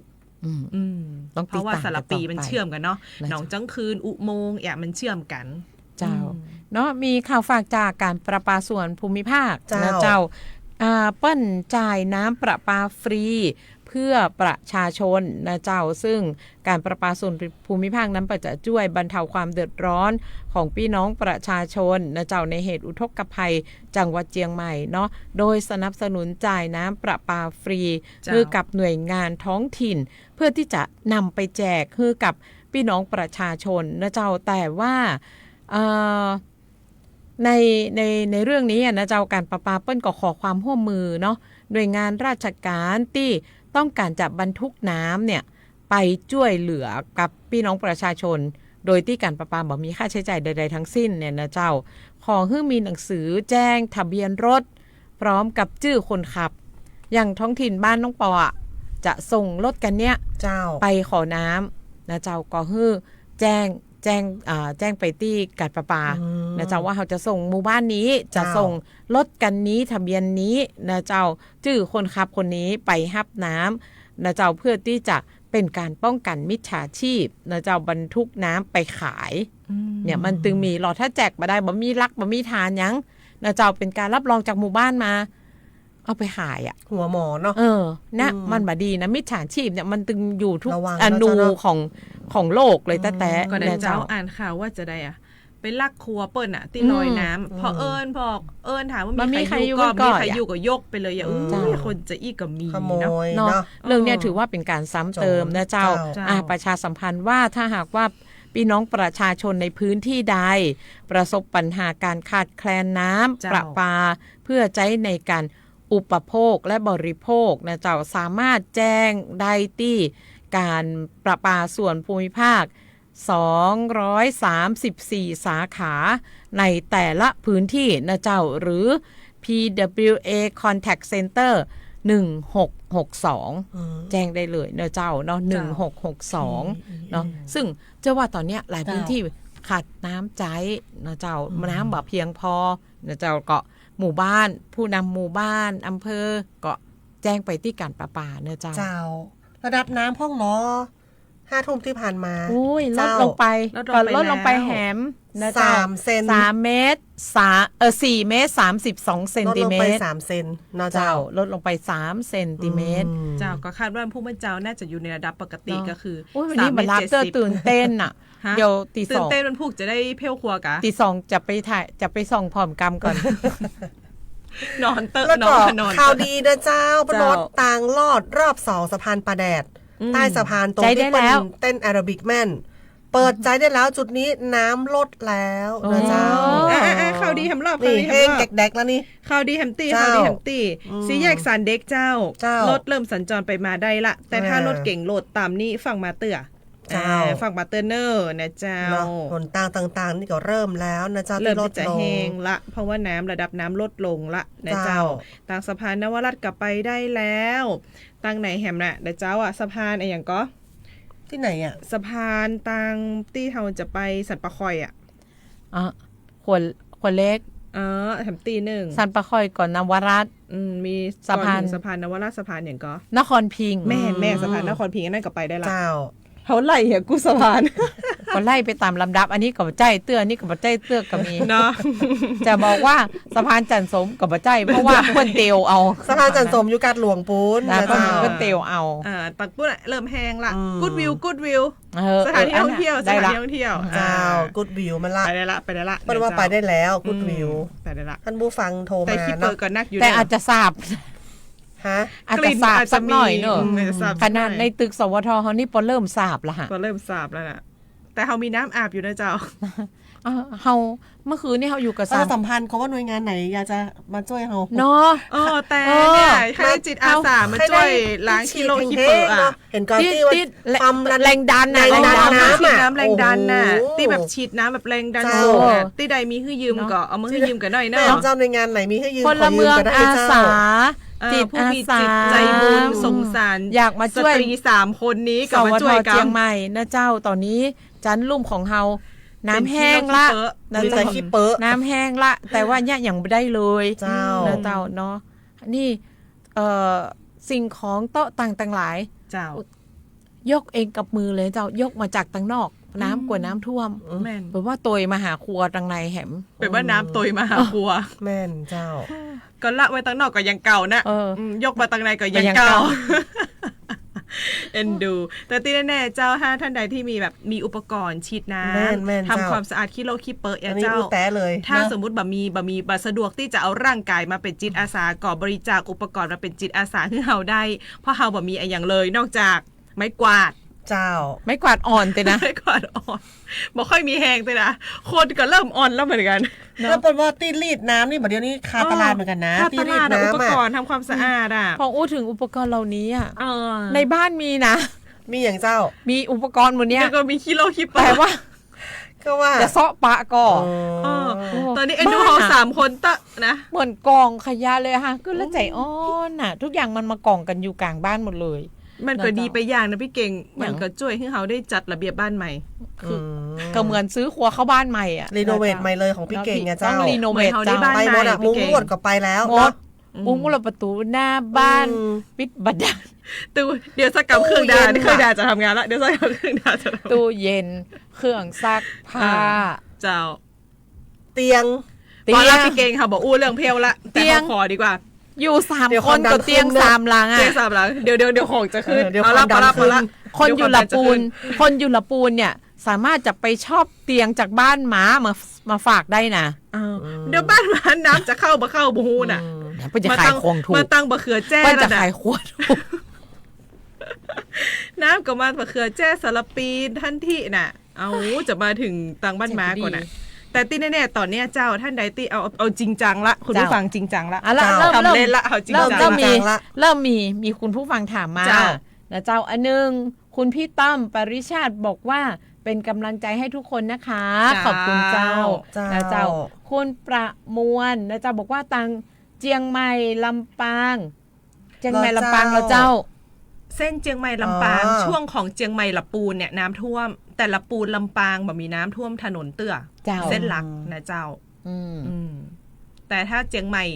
ละปูนเนี่ยน้ำท่วมคุณปริชาติถามว่าหลังการหนองหอยไปได้หรือยังน่าจะยังนะหลังการหนองหอยน้ำเหมือนตอนแมลงยังมีคุณผู้ฟังโทรมาว่าน้ำท่วมสูงอยู่น้ำท่วมสูงอยู่ยังขอน้ำอยู่เด้อหลังการต้องดูตอนเจ้าแหม่มกำนี่ระดับน้ำอาจจะลดลงได้เนาะคือหน้าเวลาเนี้ยมันยังมีอยู่แต่ถ้าวันพรุ่งเนี้ยน้ำอาจจะขยับระดับลงไปก็ได้เนาะเพราะว่าน้ำมันขยับทุกนาทีอ่ะเพราะว่าจะเป็นการขึ้นหรือว่าการลงนะเจ้ามันขยับทุกนาทีจะแตะเนาะเขาคาดการล่วงหน้ามาได้เลยอ่ะแต่ถ้าความเป็นไปได้เนี่ยก็มีแนวโน้มว่าจะลดลงนะแต่ว่าตะกี้เนี่ยที่น้องตระกูลพครเฮาเพิ่นก็บอกว่าตอนนั้นมันอยู่แค่หนองหอยเนาะเจ้าเป็นว่าใดเจ้าน้ำก็ยังนักอยู่นะเจ้าก็บอกว่าเนี่ยผมปิกบ้านเมื่อคืนผมส่งผู้สื่อข่าวเสร็จผมเข้าบ้านมาได้นะมีเจ็ตสกีไปส่งผมถึงวันอ่ะโอ้โหแต่ก่อนขี่รถเครื่องไปมันจะมีเจ็ตสกีไปส่งเป็นอย่างมาชีวิตไฮโซโก้หรูขึ้นเนาะนะแต่ใครล่ะอยากจะนั่งเจ็ตสกีไม่อยากนั่งก็บ่อยากเหมือนกันอยากจะเตียวไปบ่ได้ขอเตียวบ่ได้ก็ชิลไปอุ้ยถนนมหิดลเส้นแอร์พอร์ตน้ำยังสูงขนาดเลยอ่ะขนาดรถสูงนี่ก็คือกึ่งล้อมหิดลเนี่ยแต่เส้นมหิดลแบบน่าขนาดเลยนะมหิดลขาออกสองฝั่งเลยเพราะว่าน้ำยังลัดไปหากันอยู่เนี่ยก็แต่เจ้าหายไปกำนึ่งสำหรับมันเป็นบางช่วงมาแล้วมาเป็นช่วงเนาะสวัสดีเจ้าสวัสดีค่ะเจ้าปรับถามค่ะพอดีเห็นประกาศไอหางดงสัมปตองอะค่ะเจ้าเก็บของด่วนแม่นเจ้าเหรอคะเจ้าแม่ถาม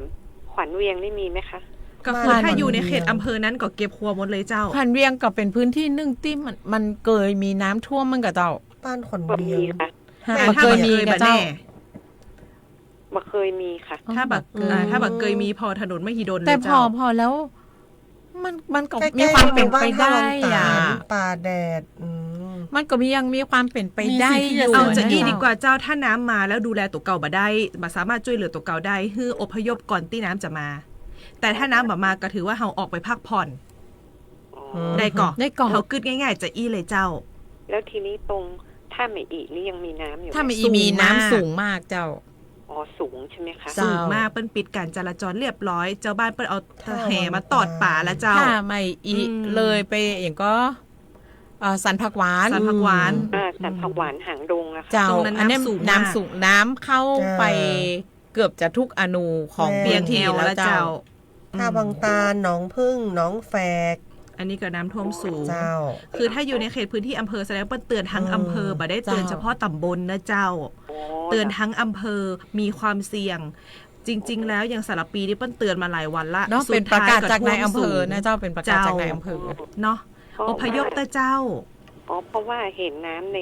ในเมืองแห้งแล้ว แต่ว่าตรงนี้มันทำไมถึงมาเนี่ยค่ะ ก็เพราะน้ำในเมืองแห้ง เมือง มันก็ กัน เล เลย ยต้องไหลไปตรงนู้นน่ะเจ้า ไหลไปเจ้าแผ่วงกว้างเลย อ๋อเหรอคะ เจ้า ใช่เพราะเป็นพื้นที่ที่รับน้ำต่อเนอะ ขอบคุณนักๆเจ้า เจ้า จะได้ก่อเตรียมความพร้อมเก็บของขึ้นที่สูงนะเจ้า ปลอดภัยนะเจ้า ยินดีเจ้าเนาะ เจ้า เราต้องภาวนาขอให้ทุกคนปลอดภัย แม่ ขอให้ทุกคนมีเวลาในการที่จะเกียมตั๋วนะเจ้าจัดเก็บสิ่งของ โอ้ เตรียมตั๋วเตรียมความพร้อมนะ เจ้า แม่ แม่ ขอ สา อย นุ มา ญาตสา ละ ยต่อไปสวัสดีเจ้า สวัสดีเจ้า เจ้า อันนี้เราเป็นกู้อยู่ อ๋อยังเป็นกู้อยู่แม่บารับ อยู่ เด้อเนาะ แม่บารับตะกา บ้านไหนเจ้า ข้าวมารับเตี้ย อยู่บ้านไหนเจ้า อ๋อแล้วบ้านหัวเด้งหางดงนะเจ้า หางดง อ๋อ แม่ถ้ามันมีความเสี่ยง บ้า ก็ น เก็บ หัวเด้ง ครัวเนอะแม่เนอะหางดงนะเปิ้ลเตือนทั้งอำเภอนะ เจ้า นะ เจ้า อพยพได้ก็อพยพนะแม่นะ เจ้า เจ้าด้วยความเป็นห่วงนะเจ้า เจ้า เจ้าขอบพระคุณจัดนักเจ้า ขั้นลับ ให้รับ ให้รับราตรีสวัสดิ์เลยแม่ เดี๋ยวน้องเขาจะปิดสถานีแล้ว ถ้าลูกๆคิดเมื่อใดจะรับมานะ โอ้ยขอบคุณ เจ้า เจ้า ขอบคุณนักๆเจ้า อยู่เป็นกู้เป็นกีมกันเนาะ สวัสดีเจ้า เจ้าเนาะก็ดูท่าทางแล้วแม่ถ้าจะอยู่บนถึงเที่ยงคืน แม่ถ้าจะรับก่อน หลังจาก เอ วางสายนี่ถ้าจะรับ ละ ละ จะม้อยรับไปละ เนาะเนาะ053276793นะเจ้า053276793นะเจ้า เจ้าเอามาไล่พอข่าวในไลน์นี้เปิ้ลอย่ามา เปิ้ ดั ล ก ว่า พิกวิงวอยกันนะ คุณคมสันบอกว่า1จุดของอำเภอเมืองเชียงใหม่ที่น้ำไม่ท่วมคือบ้านดอยปุย อ่ะเดี๋ยว อำเภอ เราจะ เมือง ไป เชียง ซื้ ให อ ม่ บ้านจัดสรรอยู่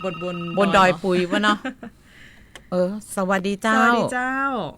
สวัสดีเจ้า เจ้า ตังเชียงใหม่เพื่อนดีใจว่าตังในเมืองเพื่อนว่าน้ำลดเวยขนาดเพราะว่าตอนนี้ตีสารปีมันต่ำเนาะ แม่ ต่ำแล้วมันมีพื้นที่ที่คือน้ำอยู่นัก แม่ พอมันมีพื้นที่น้ำอยู่นักตังในเมืองก็เลยลดลง เจ้า ลดลงทีนี้มันก็จะมาอยู่สารปีเป็นองค์เขาลงอยู่หันละ แม่ละแม่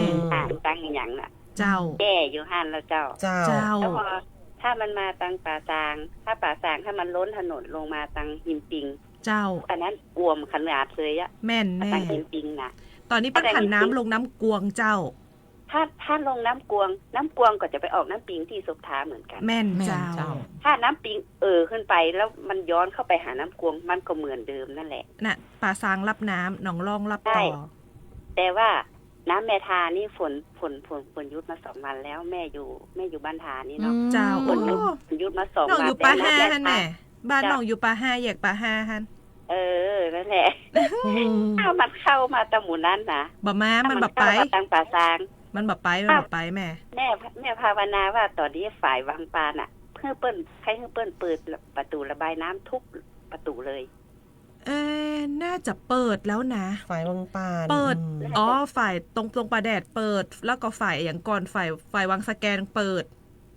ฝ่ายวังปานอ่ะมันใหญ่ที่อยู่ซื่อ แต่น้ำมันก็บ่ได้มีเยอะนะเจ้าตังปุนอะน้ำมันยังไปบ่ถึงแม่ แต่ถ้าว่าเปิ้ลเปิดไว้ก่อนนี่เนาะเปิ้ลก็จะน้ำตั้งป่าซางมันก็จะบ่ได้อ่วม แม่นน่าจะเป็นการบริหารจัดการน้ำอย่างอันเนาะนั่นเปิ้ลน่าจะแยกกันจะอันนะแม่ ให้คือเปิ้ลเปิดไว้ก่อน เจ้า น้ำมันประตูระบายน้ำมันใหญ่ขนาดเลยอ่ะถ้ามันไปทั้งบูนไปลีแล้วไปหอดไปอย่างแล้วเขาสบายแล้วค่ะตั้งหอดมัน เดี๋ยวมันลงดอยเต่าแล้วก็ลงแล้วเนาะ แม่น เจ้า เปิ้ลบ่แคบเพราะว่าเชียงใหม่อ่วมนักเพราะว่าลำน้ำมันถูกบีบเพื่อแคบ แม่นเจ้า เป่งโรงแรมเข้าไป เจ้า จ่ายน้ำท่าเรือเข้าไป ม น้ำมันมีที่ออกไง น้ำมันออกมันมีหูไป ใช่ นั่นเนาะเฮาก็ตั้งโอคนตั้งหันใจกันเนาะแม่เนาะ แม่น นะเอ็นดู ใครก็บักคาดคิดเนาะว่ามันจะมานักถึงขนาดนี้ อันนี้สัญญาณเฮาไปถึงตังแม่ทาเลยกับแม่ฟัง AM ก็ว่า FM นี่ แม่ฟัง FM นะเจ้า FM เนี่ยเนาะไปถึงไม่ทัน 93.25 เนาะ เจ้าแม่น สัญญาณชัดเจนเนาะ ถ้าฟังได้เจ้าแผ่วห้างฉัดลำปาง สัญญาณชัดเจนเนาะแม่เนาะ เจ้าทางที่ดีนะกับระบบเตือนภัยอ่ะที่ว่าน้ำที่จะลงมาจากอย่างทางแม่แตงฝนตกหนักเนาะเจ้ามันก็ต้องส่งข่าวมาหากันเนอะว่าน้ำหนักอย่างอันอย่างอีน่ะมันเปิ้นส่งอยู่นะเปิ้นส่งอยู่แม่เปิ้นส่งอยู่ส่งทุกชั่วโมงเลยแต่ว่าบ่คือว่ามันจะหนักถึงขนาดนี้มันใช่มันคือมันตอนที่เปิ้นเตือนว่ามันจะหนักกับมีไผเจือแต่นะแม่เจ้าแต่พอมานักแต่ทุกคนก็โอ้ละพ่อเลยอ่ะหันภาพข่าวแล้วมันท่วมไปหมดเลยอ่ะเจ้ามูไปหมดเลยอ่ะนั่นเนาะตั้งแต่ติดตามนักจัดรายการมาตั้งแต่วันแรกนะวันแรกนี่น้ำเสียงตื่นเต้นไม่เก่งขึ้นไหมวันนี้มาเดียวเหนื่อยยมแล้วมาเดียวเนี่ยแม่ยมขนาดเจ้าอันตรีเจ้าขอบคุณนักเจ้าขอบคุณเจ้าเจ้าคุณผู้ฟังก็ช่างสังเกตมีเวอร์ชันนะเจ้าสังเกตทางเราตั้งแต่เริ่มการตื่นเต้นแล้ววันที่2ที่3นี่บอกโอ้ยมาเสียงแหบกันนี่เนาะแต่เจ้าโดนแต่ว่ามันซืนเนี่ยแต่ว่าพอมาถึงคืนนี้จบที่ว่าเริ่มจะหมดไฟกันแล้ววันนี้ตับเตยเนาะตาตอนย้อนน้อยเจ้าเนาะสวัสดีเจ้าผมขอเลยครับมูลนิธิปอเต็กตึงครับมูลนิธิปอเต็กตึงเจ้าขอบคุณเจ้าน้องปอโหอ่ะน้องเก่งไอ้ขอปิดวิทยุกรรมปิดเสียงวิทยุแล้วฟังเจ้าฟังเสียงโทรศัพท์เนาะเจ้าว่าจะได้ดีเจ้าขอเบอร์โทรศัพท์มูลนิธิปอเต็กตึงขอเบอร์โทรศัพท์มูลนิธิปอเต็กตึงเพื่อจะประสานเรื่องใดเจ้าจะขอความช่วยเหลือกับเจ้าขอความช่วยเหลือครับตอนนี้อยู่ที่ไหนอยู่สารปีครับสารปีอยู่โซนไหนตำบลอำเภอบ้านตำบลบ้านเจ้าหนองแฝกหนองแฝกสารปีจะเป็นว่าดร.ปนัดดาปักหลักอยู่ทีมของคุณบุ๋มปนัดดาปักหลักอยู่ตรงต้องการความช่วยเหลือในเรื่องใดเจ้าปนัดดามันอยู่ช่างเคียนใช่ไหมบัจจัยอันนั้นเรื่องของจุดทำอาหารผมจะขอเรื่องตอนนี้ถึงที่เพิ่นมีครบวงจรนะน้องจันน้องเก่งน้องปอมีน้องปอเคยบอกมาแล้วผมจดบ่ทันพี่ปอบอกพี่ปอบอกใหม่คือตอนเนี้ยอยากรู้ว่าไอ้จะขอความช่วยพี่ปอบอกเอาที่พี่ปอบอกหน่อยบอกที่พี่ปอบอกอันนี้โซนสารปีกับเจ้าพี่ปอผมพูดภาษาพี่ปอเนี่ยแล้วขอพี่ปอบอกเพราะเดี๋ยวที่ผมจดบ่ทันนะครับโอเคพี่ปอก้อยๆบอกเด้ออันนี้โซนไหนก็สารปีโซนสารปีเจ้าผู้จัดรายการก็เริ่มความจำสั้นเดี๋ยวสักกรรมเนอร์ซอเบอร์กรรมเนาะแต่แล้วเนี่ยจะประสานข้อมูลนี่เราอยากรู้เหมือนกันว่าไอ้จะขอความช่วยเหลือนะเจ้าในเรื่องใดเนาะก็แจ้งได้เนอะน้องเก่งจ๋าเจ้าเห็นไปอยู่สถานีตำรวจเป็นพนักงานสอบสวนละร้อยตรีหญิงเรื่องจริงนะน้องเก่งไปอยู่สถานีตำรวจดีกว่าเพราะว่าสอบสวนเก่งมากน้องประถามไอ้ละไอ้อูกับน้องปอเนาะโอเคเจ้าน้องปอเคยบอกพอบอกแล้วผมจดมาตามสักกรรมสอบสวนไปจนถึงเมื่อเที่ยงคืนสถานีไปดีกว่าเดี๋ยวก่อนนะเจ้าโอเคเจ้าเดี๋ยวเบอร์โทรศัพท์นะเจ้าลองโทรไปที่เบอร์086ครับผม213ครับเจ้า0862131326 0862131326เจ้าโอเคครับเจ้าแล้วแฮมเบอร์1จดนะเจ้า094ครับผม382โอเคครับ1699เจ้าครับขอบพระคุณครับสวัสดีครับเดี๋ยวก่อนนะเจ้าเดี๋ยวจะมีเบอร์แหมเนาะเดี๋ยวฟังเนาะเจ้ามีหลายเบอร์ครับเจ้าอันนี้หนองแฝกเนาะเจ้าเนาะจ้าน้องแฝก เดี๋ยวพอรายการน้ำท่วมแล้วผมจะให้น้องเก่งไปอยู่โรงพักพนักงานสอบสวนร้อยตำรวจเอกหญิงเก่งอะ ตกลงไอ้มีอะไรอย่างกับน้องกับเจ้า ชอบ แซวเล่นมีน้องเก่ง มีน้องเก่งอยู่ในใจ มีน้องเก่งอยู่ในใจอีว่ะ เจ้าขอบคุณจันนักนะเจ้าคุณผู้ฟังโค้งสุดท้ายละแหม28นาทีกับแหม1ชั่วโมงกับ28นาทีนะเจ้ากับชั่วโมงสุดท้ายที่เราจะอยู่แต่กันในค่ำคืนนี้แล้วเราจะปาดการทำกรรมพวกมะเจ้าปุ้นเนอร์สำหรับรายการพิเศษนะเจ้ามีสายเข้ามาแล้วสวัสดีเจ้าสวัสดีครับคุณโรตี ครับผมพอดีจะมารายงานเรื่องของสถานการณ์สาธารณภัยครับล่าสุดทางปภ.ก็ได้มีการรายงานเข้ามานะครับก็บอกว่าในสถานการณ์น้ำท่วมในภาพรวมโดยเฉพาะในพื้นที่อำเภอฝางแล้วก็อำเภอแม่อายนะครับเขานับยอดมาตั้งแต่วันที่9กันยายนละปรากฏว่ามีความเสียหายทั้งหมดเนี่ย2อำเภอด้วยกัน9ตำบล100หมู่บ้านนะครับอย่างอำเภอฝางเนี่ยทางปภ.ก็ได้มีการสรุปมาว่าพี่น้องประชาชนได้รับผลกระทบ4ตำบลด้วยกัน34หมู่บ้านแล้วก็ 3,351 ครัวเรือนนะครับมีพื้นที่การเกษตรแล้วก็ปศุสัตว์เนี่ยพื้นที่ทำการเกษตรแล้วก็เลี้ยงสัตว์ได้รับความเสียหายด้วยนะครับนอกจากนี้ทางอำเภอแม่อายเองก็มีพี่น้องประชาชนได้รับผลกระทบด้วยนะครับ5ตำบลด้วยกัน66หมู่บ้าน 10,000 กว่าครัวเรือนเลยแล้วก็ในอำเภอแม่อายเนี่ยมีผู้เสียชีวิต6รายด้วยนะครับบาดเจ็บ3รายซึ่งผู้ที่บาดเจ็บเนี่ยปภ.ก็บอกว่าได้กลับบ้านไปที่เรียบร้อยแล้วนะครับมีบ้านพักอาศัยได้รับความเสียหายจำนวน723 หลังครับแล้วก็จะมีทั้งพื้นที่การเกษตรรวมถึงวัตถุสัตว์เสียหายด้วยเช่นเดียวกันนะครับ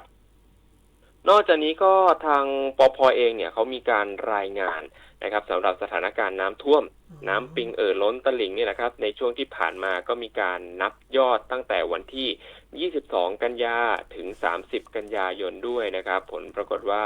มีอำเภอที่ได้รับผลกระทบทั้งหมดเลยนะครับในจังหวัดเชียงใหม่เนี่ย15อำเภอด้วยกันนะครับก็จะมีทั้งเมืองเชียงใหม่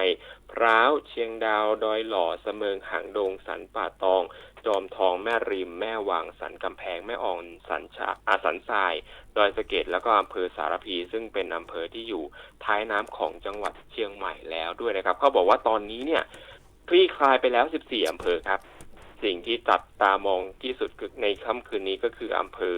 สารพีนั่นเองครับผมเจ้าตอนนี้ก็คือสารพีนี่อ่วมมาเลยนะเจ้าเห็นกู้ภัยต้องไล่สดเข้าไปช่วยเหลือพี่น้องประชาชนต้องแบบเป็นการวางแผนเฉพาะหน้าเวลาไปเจอน้ำสูงเนาะพี่เก่งเนาะก็ต้องเปลี่ยนอุปกรณ์ลงไปต้องเปลี่ยนเป็นเรือเล็กเรือยนต์เรือใหญ่อย่างเงี้ยตรงเนี้ยของทีมของพี่ไทยของคุณบุ๋มปนัดดานี่เกาะอยู่ที่สารปีตอนนี้นะเจ้าขอบคุณคุณเมธาจัดนักบรรลับบรรนอนตะกามันพูดต้องมาสถานการณ์เจ้านะอยู่ยาวๆกันจนเที่ยงคืนครับมันพูดต้องมา8 โมงนะเจ้ามันพูดต้องมา8 โมงนะเจ้าก็น่าจะมาเร็วกว่านั้นครับดูท่าแล้วอาจจะต้องที่บ้านมีห่วงยางก็มีสระว่ายน้ำก็สระว่ายน้ำผ่านน่ะเอามาสูบลมเนาะอ๋อไม่จำเป็นต้องใช้ห่วงยางครับมีอยู่แล้วครับส่วนตัวใช่ครับห่วงยางส่วนตัวติดตัวมาตั้งแต่เกิดโอ้เอ็นดูคนน้ำหนักเกินเป็นกำลังใจให้นะครับขอบคุณค่ะเดี๋ยวผมส่งข้อมูลเพิ่มเติมเข้าไปเพราะว่ามีรายการเข้ามาเพิ่มเติมอีกแล้วสำหรับปภ.นะครับมารับมานอนนะเจ้าคุณโรตีเจ้าขอบคุณเจ้าส่งข่าวมาตลอดเวลานะเจ้าตลอดเวลาไม่เคยหายไปจากรายกลุ่มเลยข้อมูลเจ้าขอบคุณนักๆเลยนะเจ้านะอย่างอู้จักกันได้นะเจ้ากับช่วงเวลาของรายการกอติสถานการณ์น้ำท่วมเมืองเชียงใหม่กับสวทเชียงใหม่นะเจ้า0532767793 0532767793สวัสดีเจ้าสวัสดีเจ้าพี่เก่งเจ้าจำได้ก็งั้น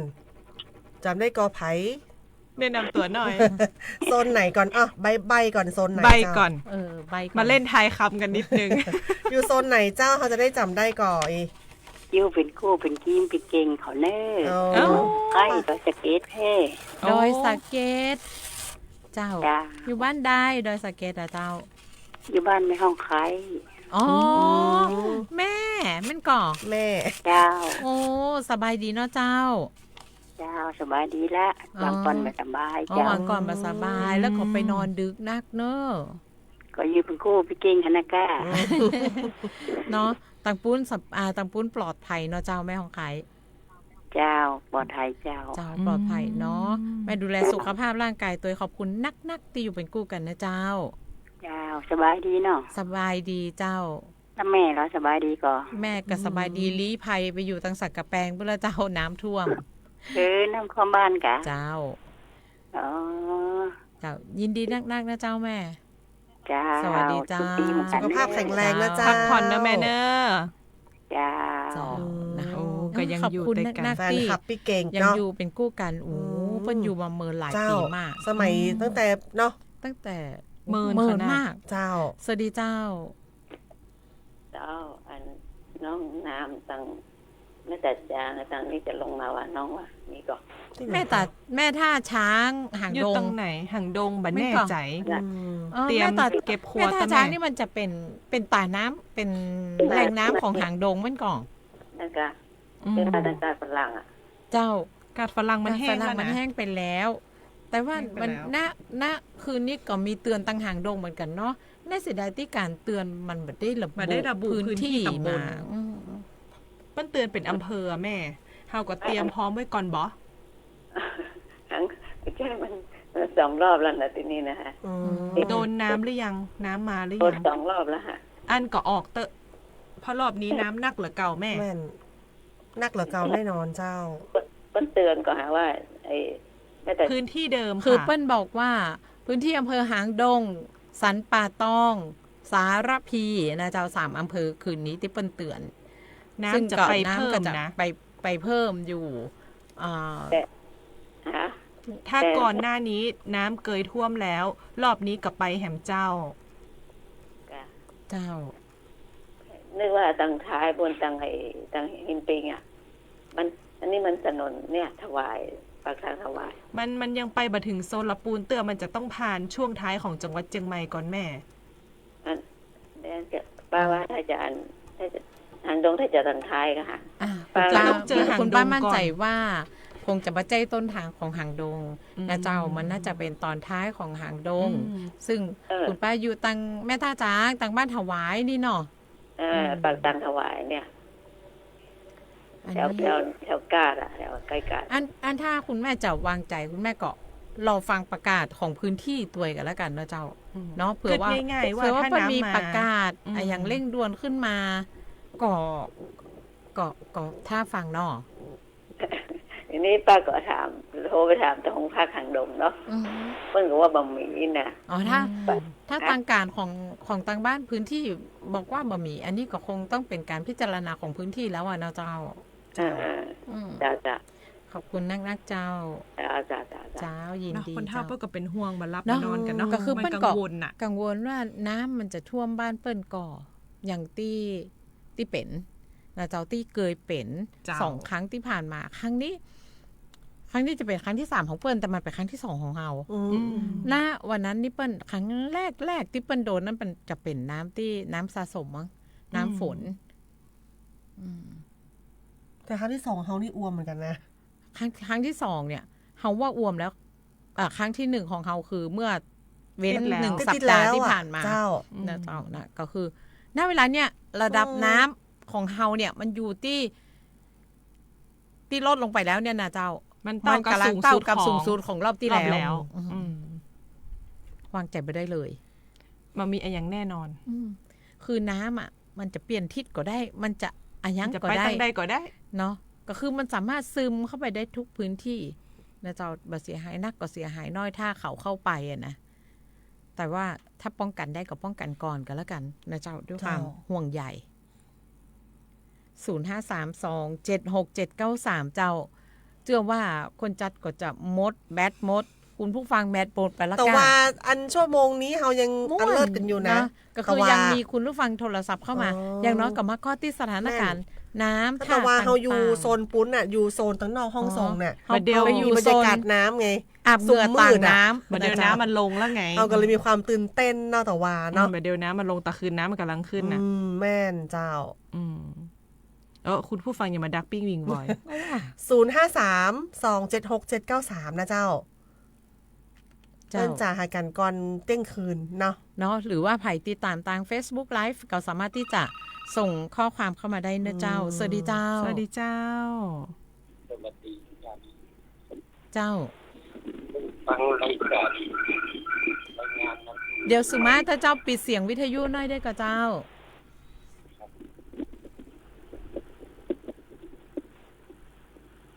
เจ้าว่าจะได้เจ้า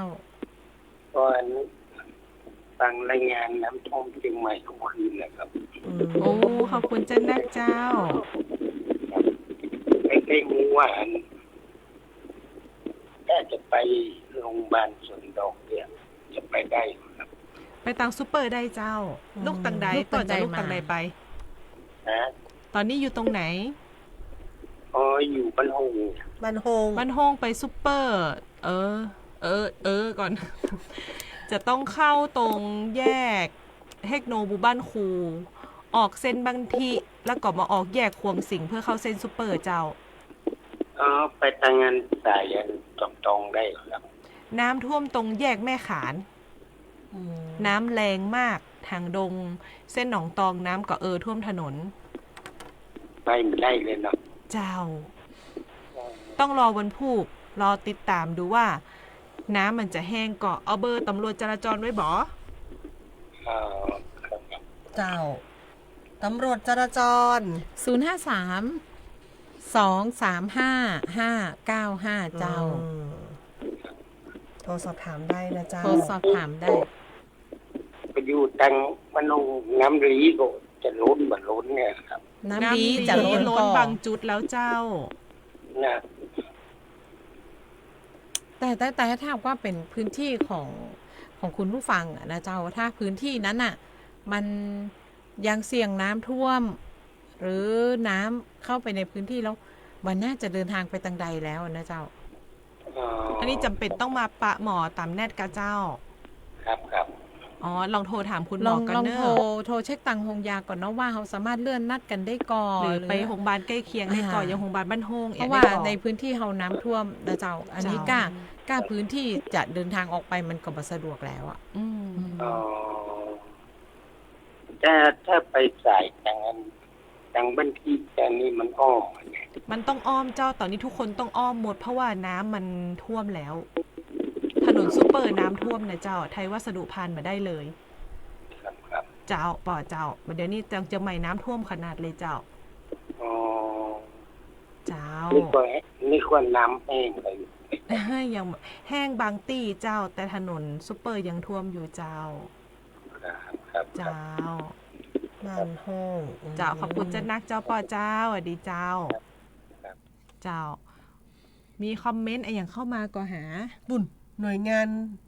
ฝากสื่อเนี่ยเจ้าตังลุ่มเนี่ยยาวขนาดเนี่ยจอมตอง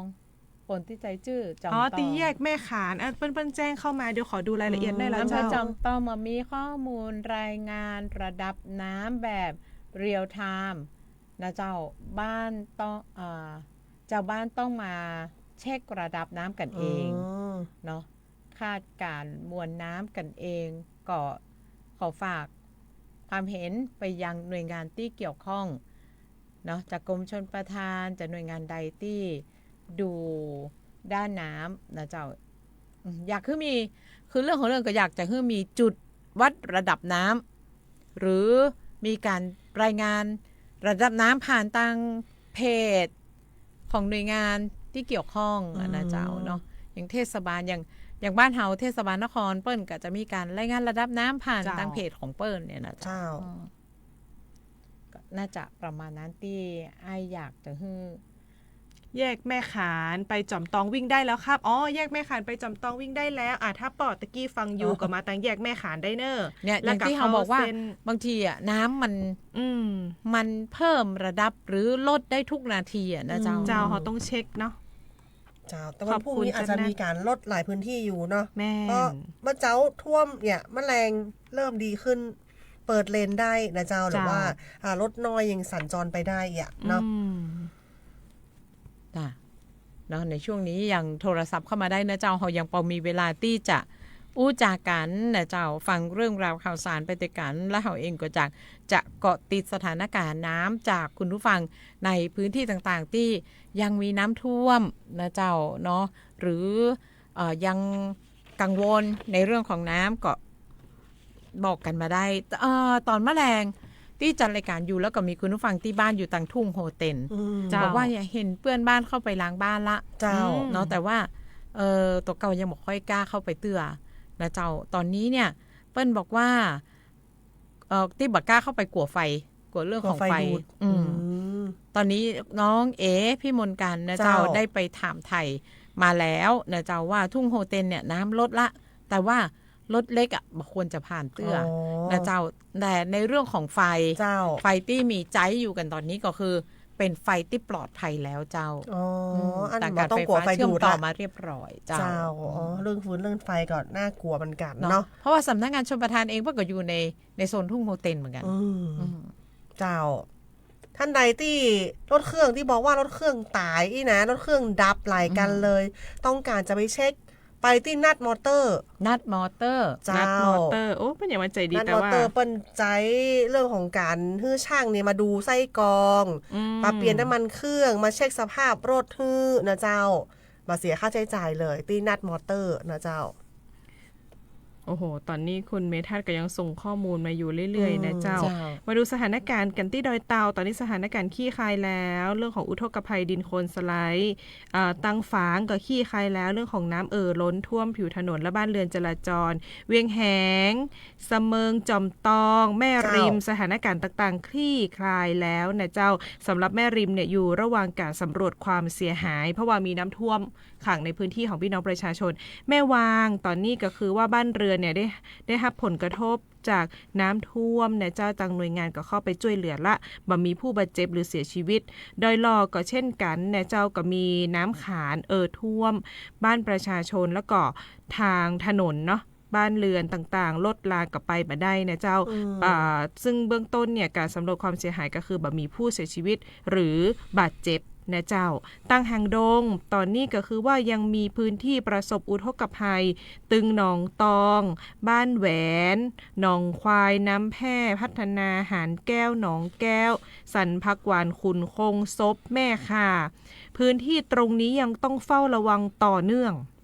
เพราะว่าจะมีน้ำไปสมทบแห่มคืนนี้จากเจียงใหม่อันนี้คือหางดงประกาศจากปภ.อันนี้เป็นสรุปพื้นที่ความเสียหายศพแม่ค่ะศพเน้นย้ำหางดงหำกำเนาะพี่เก่งเนาะมีหนองตองมีบ้านแหวนมีหนองควายมีน้ำแพร่พัฒนามีหานแก้วมีหนองแก้วมีสันพักหวานขุนคงแล้วก็ศพแม่ค่ะจากเดิมที่ท่วมอยู่แล้วนะเจ้าคืนนี้ให้ระวังน้ำไปสมทบเพิ่มนะเจ้าสันปะตองก็จะมีบ้านกลางทุ่งสะโตกท่าวังเปาซึ่งหนักหน่วงอยู่แล้วเจ้าพื้นที่ใกล้เคียงของพื้นที่3ตำบลนี้ก็อาจจะมีน้ำไปถึงเพราะว่ามันจะล้นจากหมู่บ้านเนี้ยแล้วก็ไปถึงพื้นที่ใกล้เคียงในพื้นที่สันปะตองนะเจ้าแม่แตงก็จะมีกึดจ้างนะเจ้าซึ่งแต่วันนี้เปิ้ลก็ระดมคนไปช่วยจ้างน้องจ้างก่อนเนาะแม่แล้วก็อำเภอเมืองเชียงใหม่นี่ก็หลายพื้นที่นะเจ้าฮับสายเนาะเจ้าสวัสดีเจ้าสวัสดีเจ้าฮัลโหลครับเดี๋ยวแม่ปิดวิทยุก่อนเนอะปิดเสียงวิทยุก่อนเจ้าได้ยินพี่เก่งว่าต้าวังเปาสันปะตองน้ำจะเข้ามั้งก็ครับแม่นเจ้าจะไปสมทบเพิ่มพี่แกยังมาได้อู้เลยจำเสียงผิดเขากำลังล้างบ้านวันนี้เองอ่ะเจ้าเตรียมเลยแม่อาจจะไปเพิ่มเพราะเปิ้ลประกาศละอาจจะยังไม่ต้องเอาของลงเอาของไว้ตังบนก่อนเนอะ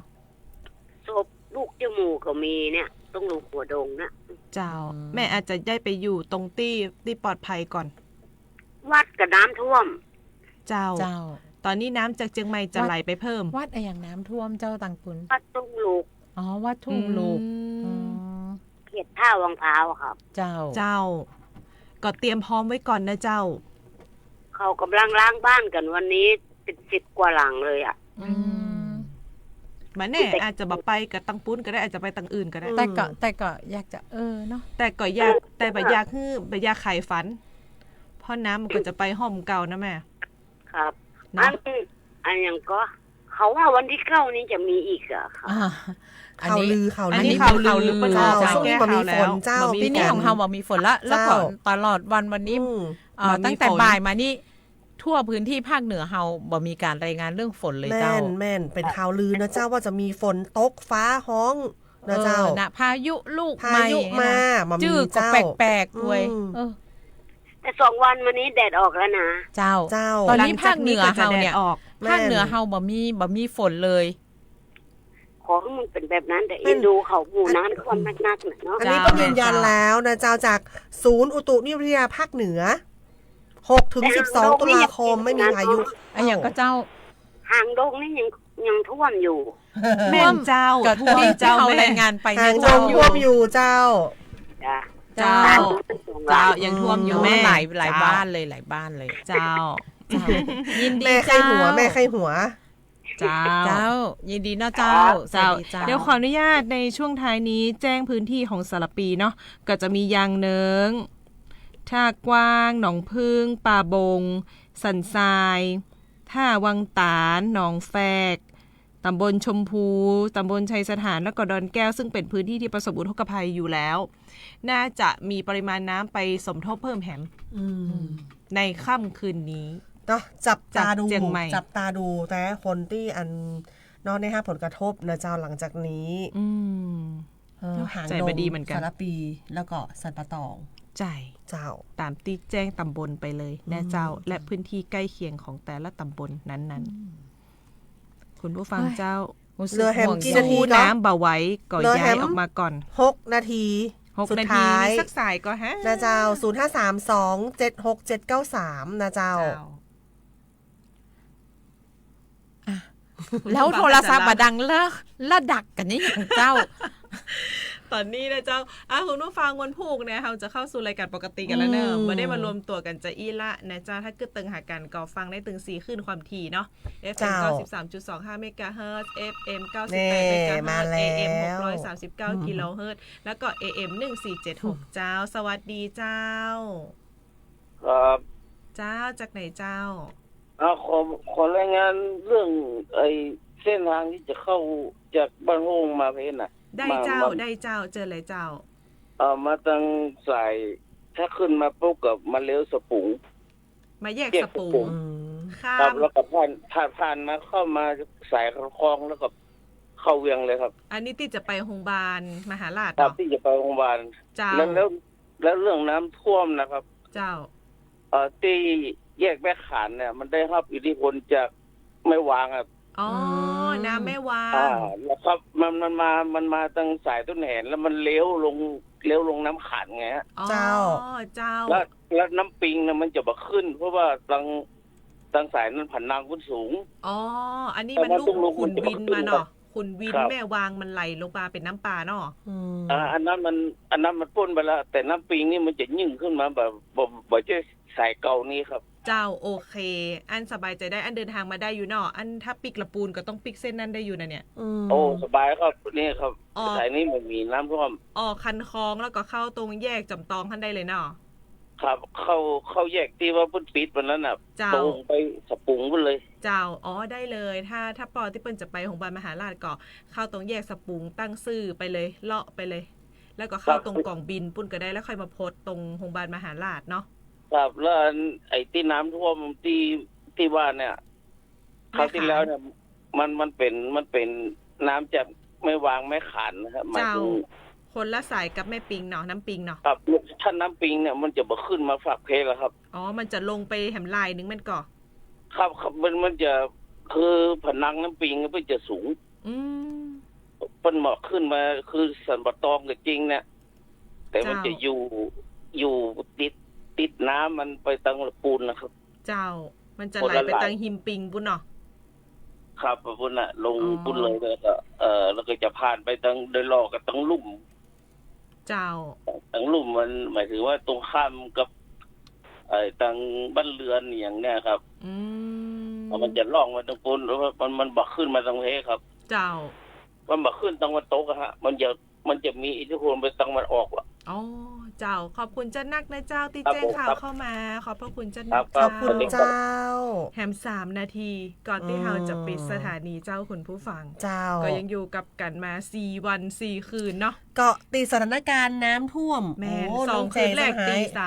3 2 คืนแรกตี 3 ตี4 2 คืนที่ 2 คืน พี่เก่ ที่ ง 3 คืนที่ ซอยเหมือนกันเนาะ คืน พี่เก่งวันท่าน แจง เหมา10 โมงหรือว่า9 โมงเนี่ย พี่เก่งเหมาเมื่อวัน ต้องแจงตอน เมื่อคืนถึงตี อ่ะตอนนี้พี่เก่งหายไปไหนละพี่เก่งหายไปไหนตอนนี้ปิดโหมดแล้วพี่เก่งปิดโหมด เตรียมตัวแล้วเจ้า เตรียมจะปิดสถานีแล้วฮั่น เตรียมตัวจะปิดสถานี เจ้าซึ่งค่ำคืนนี้เฮาก็พาคุณผู้ฟังอัปเดตสถานการณ์เนาะก็เป็นแนวโน้มที่ดีตี้ระดับน้ำปิงลดลงและก่อนน้ำที่ท่วมขังในพื้นที่เทศบาลนครเชียงใหม่หลายๆจุดก็ลดระดับลงแล้ว สายสุดท้ายมาแล้ว สวัสดีเจ้า สวัสดีครับ โรตี เห็นไหมจะมาปิดรายการ เธอจะมาปิดรายการนี่แฟนคลับตัวจริงนะคะ แฟนคลับพี่เก่ง แฟนคลับที่แท้ทรู มาครับปิดท้ายสักนิดนึงในเรื่องของพี่น้องประชาชนเนาะสำหรับเรื่องของการขอรับเงินเยียวยานะครับสามารถที่จะยื่นขอรับเงินเยียวยาน้ำท่วมได้ทั้งออนไลน์และออนไซต์ครับหลังจากที่มีการบิ๊กคลีนนิ่งแล้วเนี่ย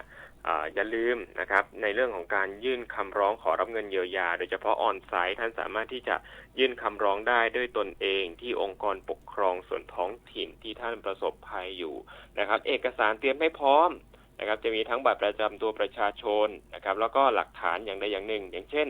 ถ้าเกิดว่าท่านมีบ้านพักอาศัยอยู่ในพื้นที่เลยก็เตรียมสำเนาทะเบียนบ้านไปด้วยนะครับหรือถ้าเกิดว่าเป็นบ้านเช่าก็ขอให้เอาสัญญาเช่าบ้านหรือว่าหนังสือรับรองการเช่าจากองค์กรปกครองส่วนท้องถิ่นไปด้วยนะครับแต่ถ้าเกิดว่าเป็นกรณีอื่นอย่างเช่นพวกบ้านพักอาศัยประจำแต่ว่าไม่มีทะเบียนบ้านอันนี้ก็จะต้องให้ทางกำนันผู้ใหญ่บ้านผู้บริหารท้องถิ่นแล้วก็ผู้นำชุมชนเนี่ยเข้ามาตรวจสอบข้อเท็จจริงแล้วก็ลงนามร่วมกันอย่างน้อย2 ใน 3นะครับซึ่งว่าหลังจากนี้เนี่ยทางองค์กรปกครองส่วนท้องถิ่นในหลายพื้นที่ก็จะเริ่มที่จะเปิดขอรับเงินเยียวยาเปิดขอรับการยื่นคำร้องขอรับเงินเยียวยาน้ำท่วมกันแล้วครับก็อยากจะฝากมาเตือนพี่น้องประชาชนครับเจ้าอันนี้ก็เป็นสิทธิ์ของพี่น้องประชาชนโดยเฉพาะพี่เก่งที่ต้องยื่นเจ้า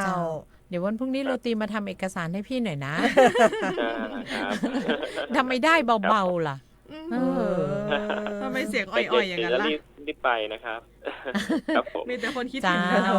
นะครับเป็นกำลังใจให้ชาวสารพีแล้วก็ชาวลำพูนนะครับณเวลานี้ครับเจ้าเป็นกำลังใจให้กันเนาะคุณผู้ฟังเนาะขอบคุณน้องโรตีพรุ่งนี้พบกันเจ้าพรุ่งนี้เจอกัน วันนี้พบกันเจ้าสวัสดีเจ้าขอบคุณเจ้าเนาะก็ถือว่าเป็นการส่งเสียงปิดท้ายคือกับรายการของเฮาในค่ำคืนวันนี้นะเจ้าซึ่งวันพรุ่งนี้เฮาก็จะเข้าสู่รายการภาคปกตินะเจ้าแต่ว่าในทุกๆรายการที่เฮาจะได้ออกอากาศกันไปก็คือเฮาก็ยังจะมีข่าวสารในเรื่องของการรายงานสถานการณ์น้ำต่างๆนะเจ้าคือคุณผู้ฟังได้ฟังกันอยู่นะเจ้าเนาะเอาละวันนี้ต้องขอบคุณคุณผู้ฟังทุกท่านทุกคนที่อยู่ด้วยกันมา4 วันแล้วเนาะนะเจ้าน้องเก่งวีระอนงดวงทิพย์นะเจ้าน้องแจงอลิสาเปียงตั้งเจ้าปอปัสนียพรตันทิติชัยเจ้าวันนี้ลากันไปก่อนป้ากันใหม่วันพุธสวัสดีเจ้าสวัสดีเจ้าขณะนี้ท่านผู้ฟังกำลังติดตามรับฟังสถานีวิทยุกระจายเสียงแห่งประเทศไทยจังหวัดเชียงใหม่เครือข่าย3เพื่อพัฒนาคุณภาพชีวิตและสังคมระบบ FM Stereo Multiplex ความถี่ 93.25